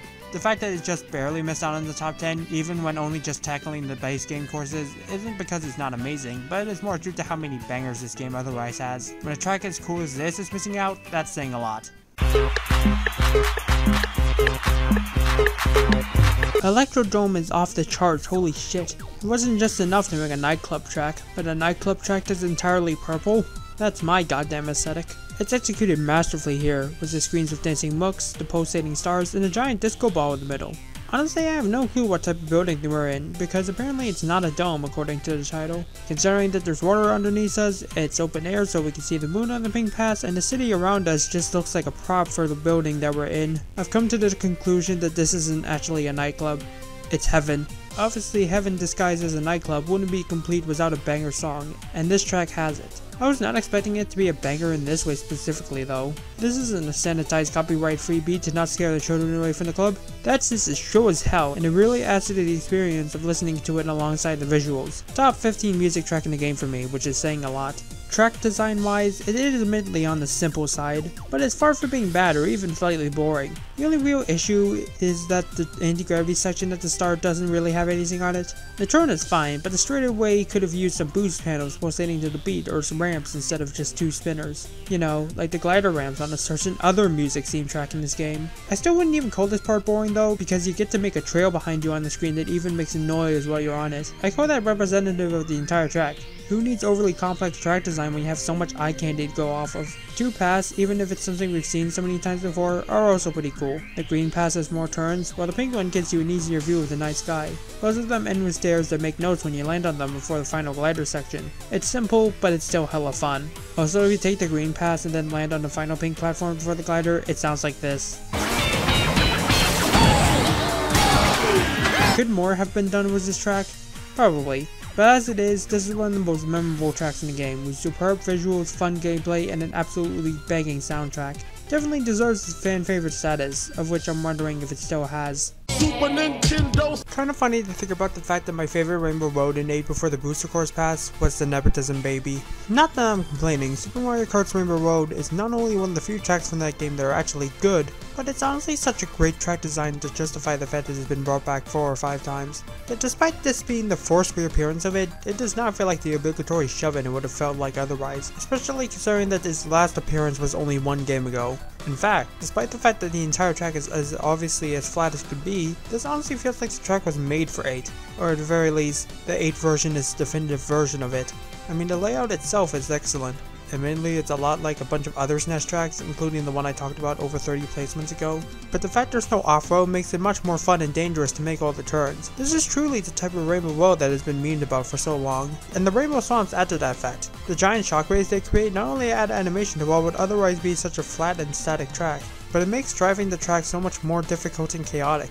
Like seriously, even by Thwomp standards these waves are violent, much more than they were in 7. And this should be obvious, but tricking on the waves they create is a blast in of itself. It would have already been enough for this track to just slot itself into the engine perfectly, but they went the extra but probably required, while making the track look amazing as well. Instead of a black void, now we're just floating a bit above a reused model from Donut Plane 3.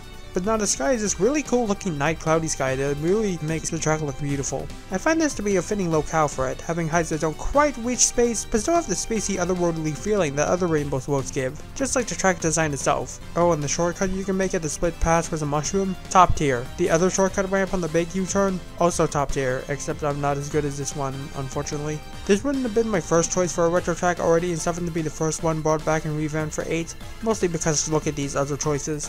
But I'm glad it did, because the serotonin I get from driving on it is huge. It's one of the tracks I'm most excited to play on whenever it comes up. It's simple, but holy fuck is it effective. I would say, it's interesting how it's the second course in the Triforce Cup. I get it, there was an order to these cups that went on at the very start of the ranking, but it's funny to think about the fact that it's such a tough but exhilarating challenge that used to have a sense of finality to it, now comes right before Ice Ice Outpost. Falcon Punch!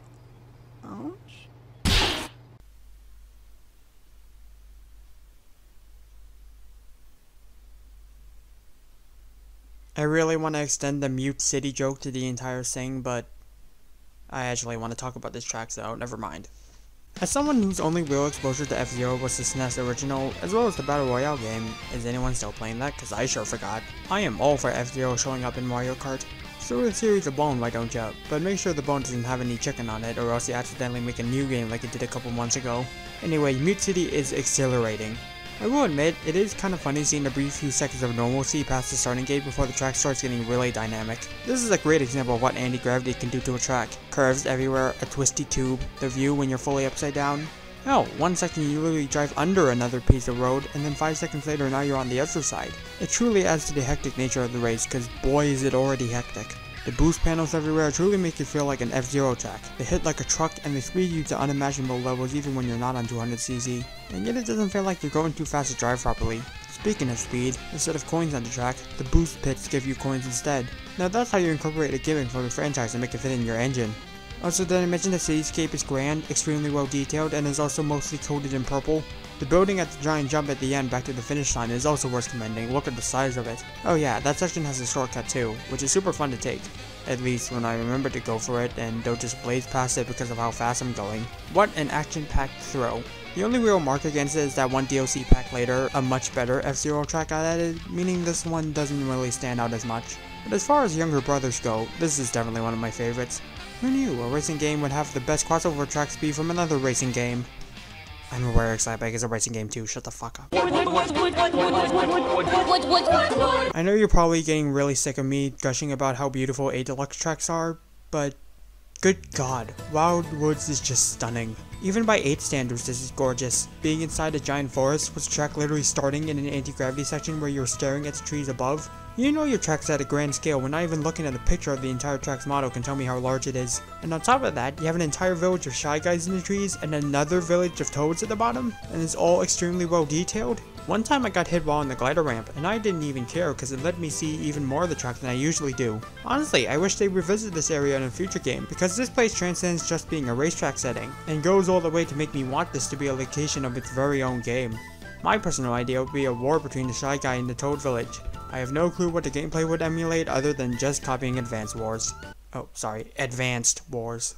Also, the layout is incredible. There's always interesting shit to do. With a split pass at the beginning, boardwalks with holes to avoid, an incredible rushing water section, which is nice to have considering we'll never get the Koopa Cape pipe again, moving lily pads at the bottom with boosts, and a grass shortcut at the end. It's been on the shorter side of tracks, but considering there's never a dull moment, I don't care at all. This honestly could have been one of those tracks that just coasts its way with gorgeous visuals and presentation and not much else, but they did not cheap out on the gameplay. Speaking of presentation, 5/4 music? Hell yeah, and it's just as magical as the track itself. I mean, it has a freaking pan flute solo, and those vocals in the intro are also a big help in terms of atmosphere. It truly enhances the experience to a whole new level. Until you start front running, that is.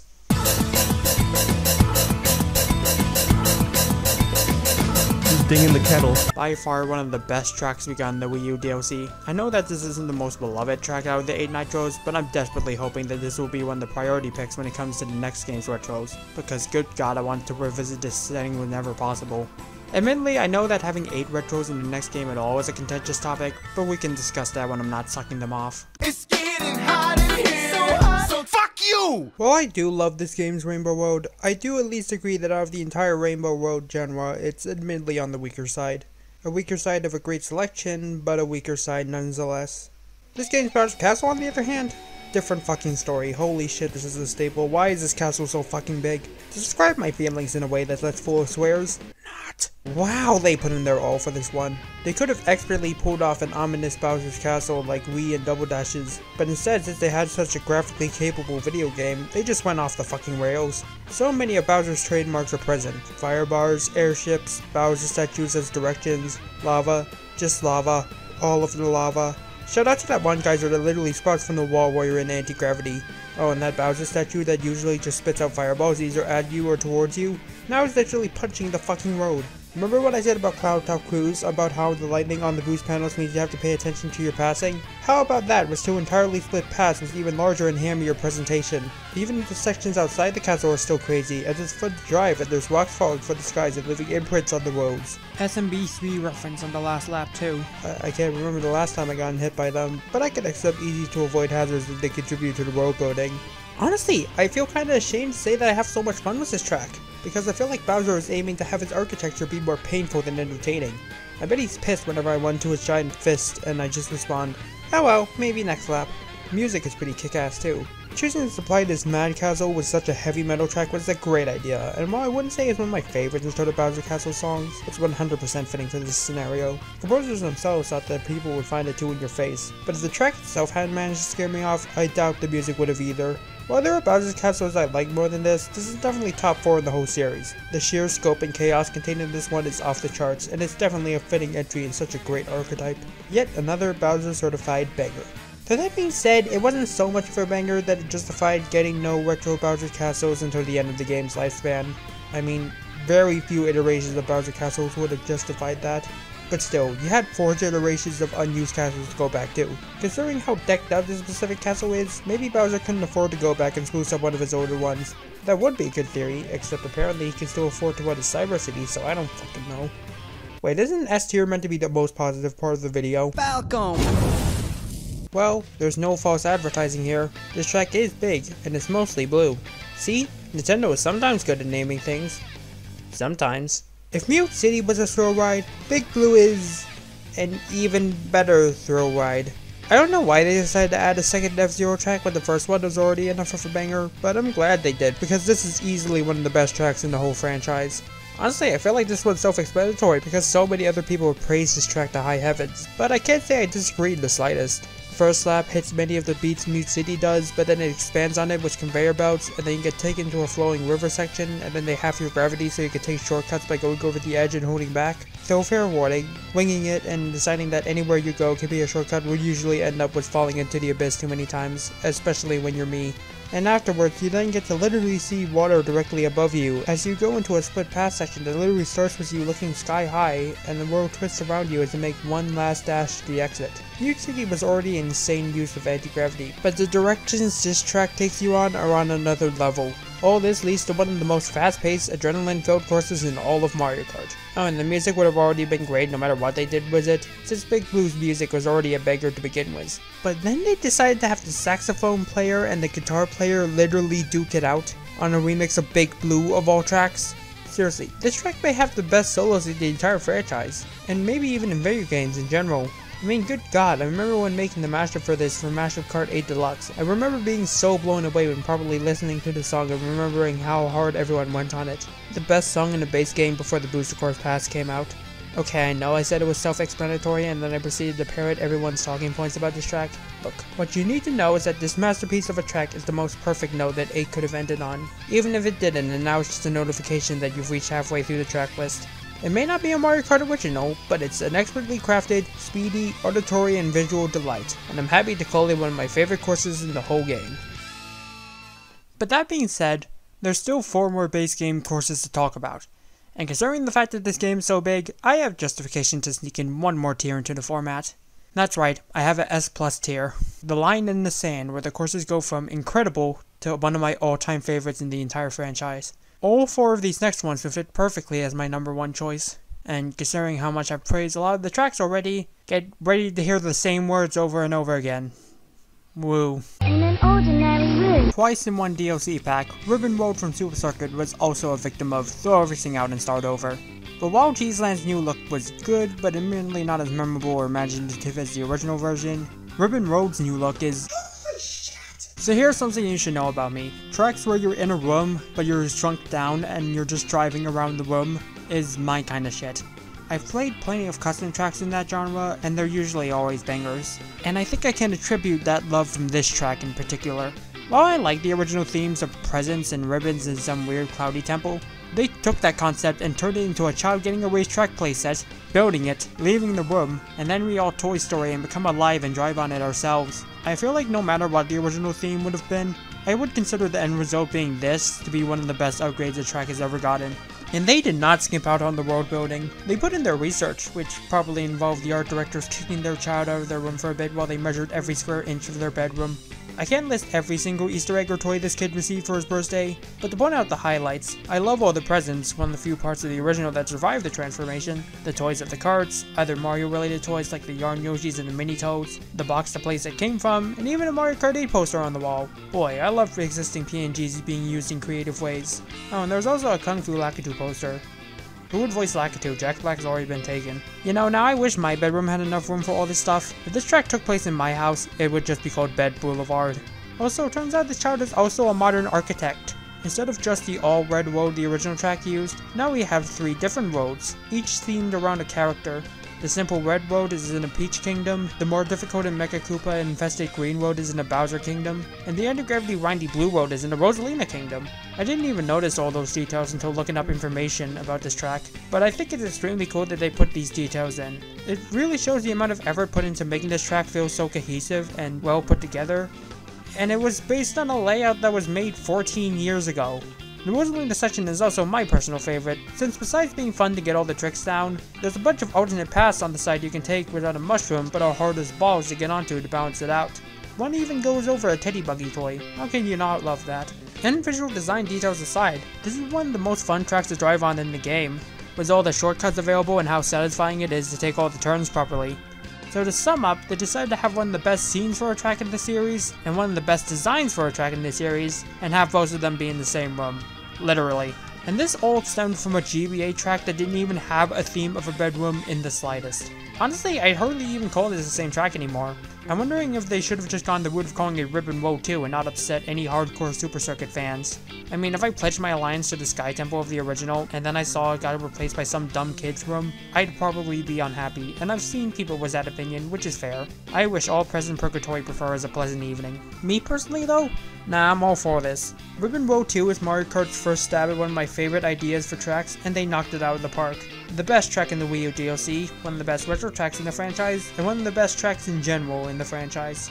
By the way, love that track icon. What a silly goober that Shellicopter is. Guys, we're running out of time! Oh no, man, you broke their clock! As a reminder, this video is opinion based. Probably should have put this reminder after an actual hot take, but still. However, I'm gonna say a statement which might have a string of objectivity to it. That being, Mario Kart 8's remake of DS TikTok Clock is the best retro track in the entire series. And you can tell it's an objective statement because I have one more retro track above it, meaning it doesn't actually matter. This track is fucking incredible. I shit you not. Pretty much every detail in this track is constructed differently to how it was in the DS. And it's not even in a throw everything else and start over approach like in Cheeseland and Ribbon Road. This is still the same track loosely based on the Super Mario 64 level, except they cranked the details up to 11. Legit, if Nintendo decided to hide this track amongst the nitros, I legit would never be able to tell that it was a retro track. Mostly because I didn't play DS before 8. And when I did play DS for the first time, even the massively outdated version of this track was still one of my favorites. So if that doesn't tell you how much I like this version, well... This course's dynamics are insane.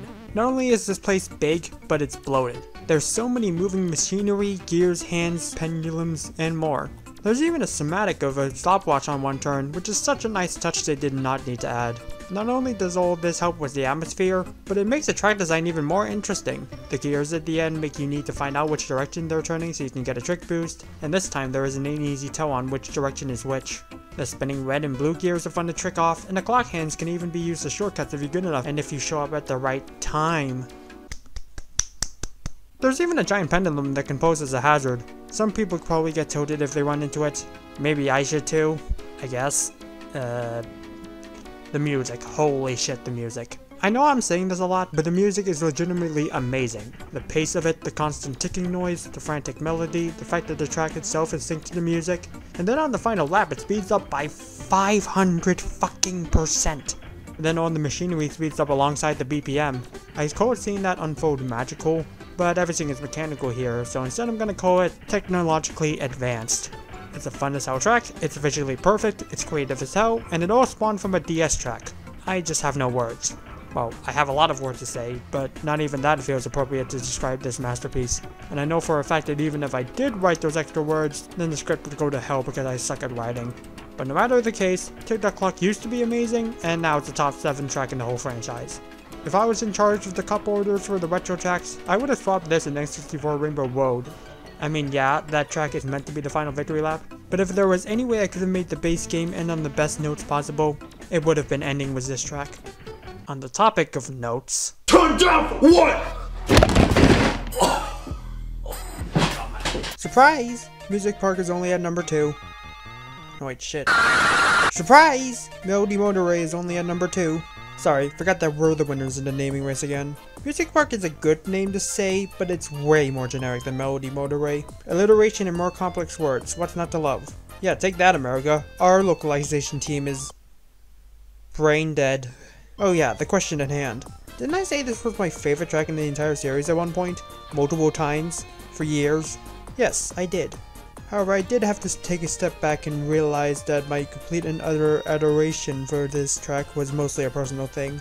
And I don't mean personal as in it drove me to the hospital one time. It was mostly an amazing track boosted to god tier status entirely by vibes. Can't really justify that being at number 1 unless I'm talented, which I'm not saying I'm not, but I don't work miracles.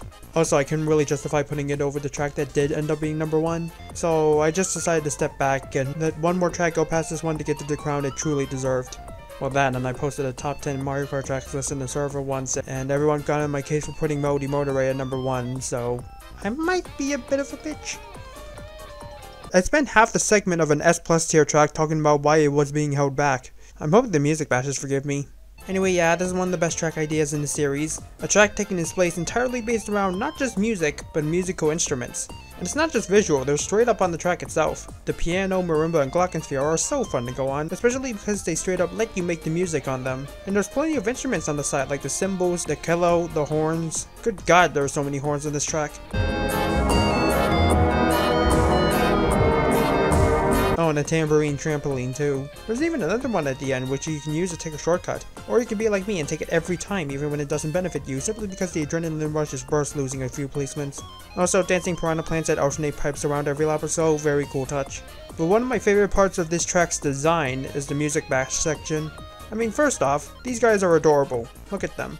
On top of that, they act like swamps because they smash the ground and create a shockwave that sends you upwards. But they're even more cooler than swamps because they move when they're in the air. Now, the shockwaves could have been a bit annoying because they interrupt your drift, if it wasn't for the fact that you could properly time your tricks with the music. Yeah, it's obvious that my rhythm heaven loving ass appreciates a dynamic obstacle like this. And then they speed up on the final lap as the music gets even faster. Actually, in general, the music speeding up on the last lap makes all the music related elements of the track that are synced to it go even faster, a lot like TikTok clock. It genuinely makes me so happy to see. Oh, and speaking of happiness, yeah, that's why this track is number 2. I don't think there's any other track in the Mario Kart series that makes me as happy as this one. From the bright, vibrant visuals, to seeing everyone dancing along, to seeing and hearing the musical instruments as I drive on them, to the multicolored lights, to the music bashes, of course, to the glorious chiptune music. Everything about this track just fills me with an insatiable amount of joy. It wasn't factoring feelings as hard, but you know, not completely ignoring them, since otherwise this would barely even be a ranking video. I'd say this track doesn't quite reach the heights of Ribbon Road or TikTok Clock in terms of how they're physically built, especially since this track is pretty much identical to the 7 version, well, apart from the bashes not being as hectic on the last lap anymore. But, I mean, the feelings don't lie. I truly adore this track with all my being just because of the vibes it sets. It's fun, it has an amazing layout, it has an amazing presentation, and most importantly, it appeals to me, specifically. I am biased putting this so high, but if you're gonna watch 2 48 track rankings in a row and you don't expect bias to be in either of the top 5s, I don't know what you're doing. Even if it didn't have the personal boost to such a high status, it would still definitely be an amazing track and it would still be in the top 10. But for me, this is a top 2. A grand example of what I love about the series and one that is deserving of all the praise I can give it. 3DS Modi Motoray is a personal god like no other. That section was much easier to write now that I stuck something more fitting in its old spot. And speaking of which, I think I should get to the most obvious choice for my favorite track in the game, and by extension, the entire series.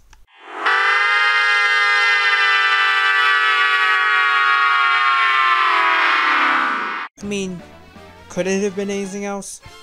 You know, ignoring all those years when there was anything else?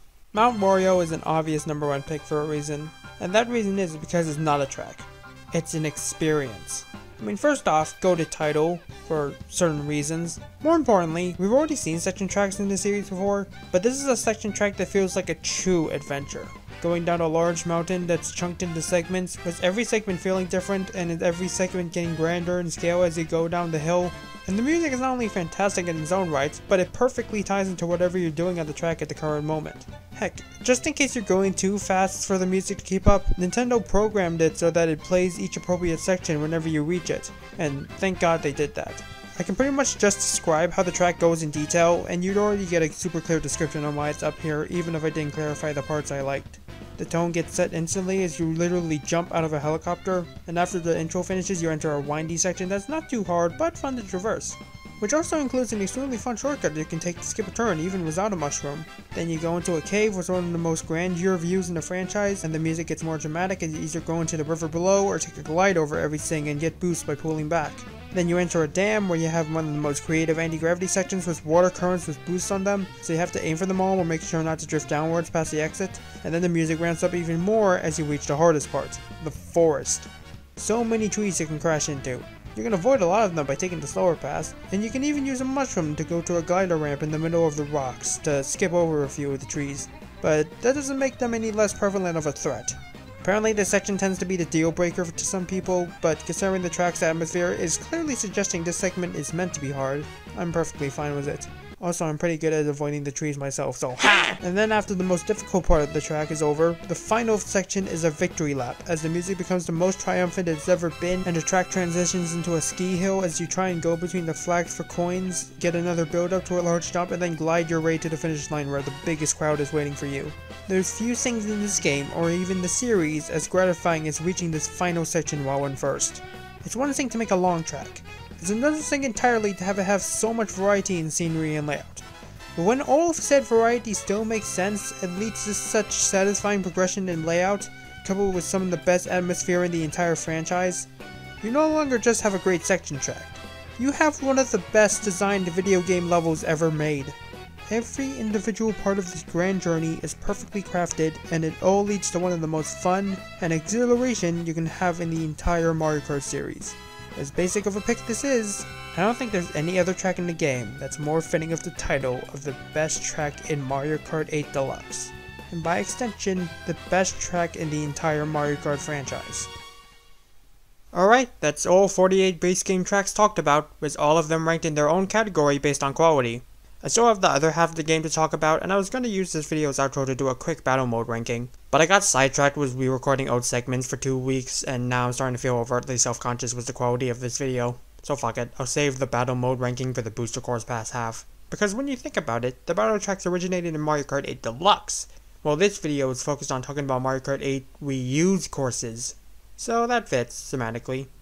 Anyway, I'll do a more fulfilling outro for part 2, I just really need to sleep, now let me, please.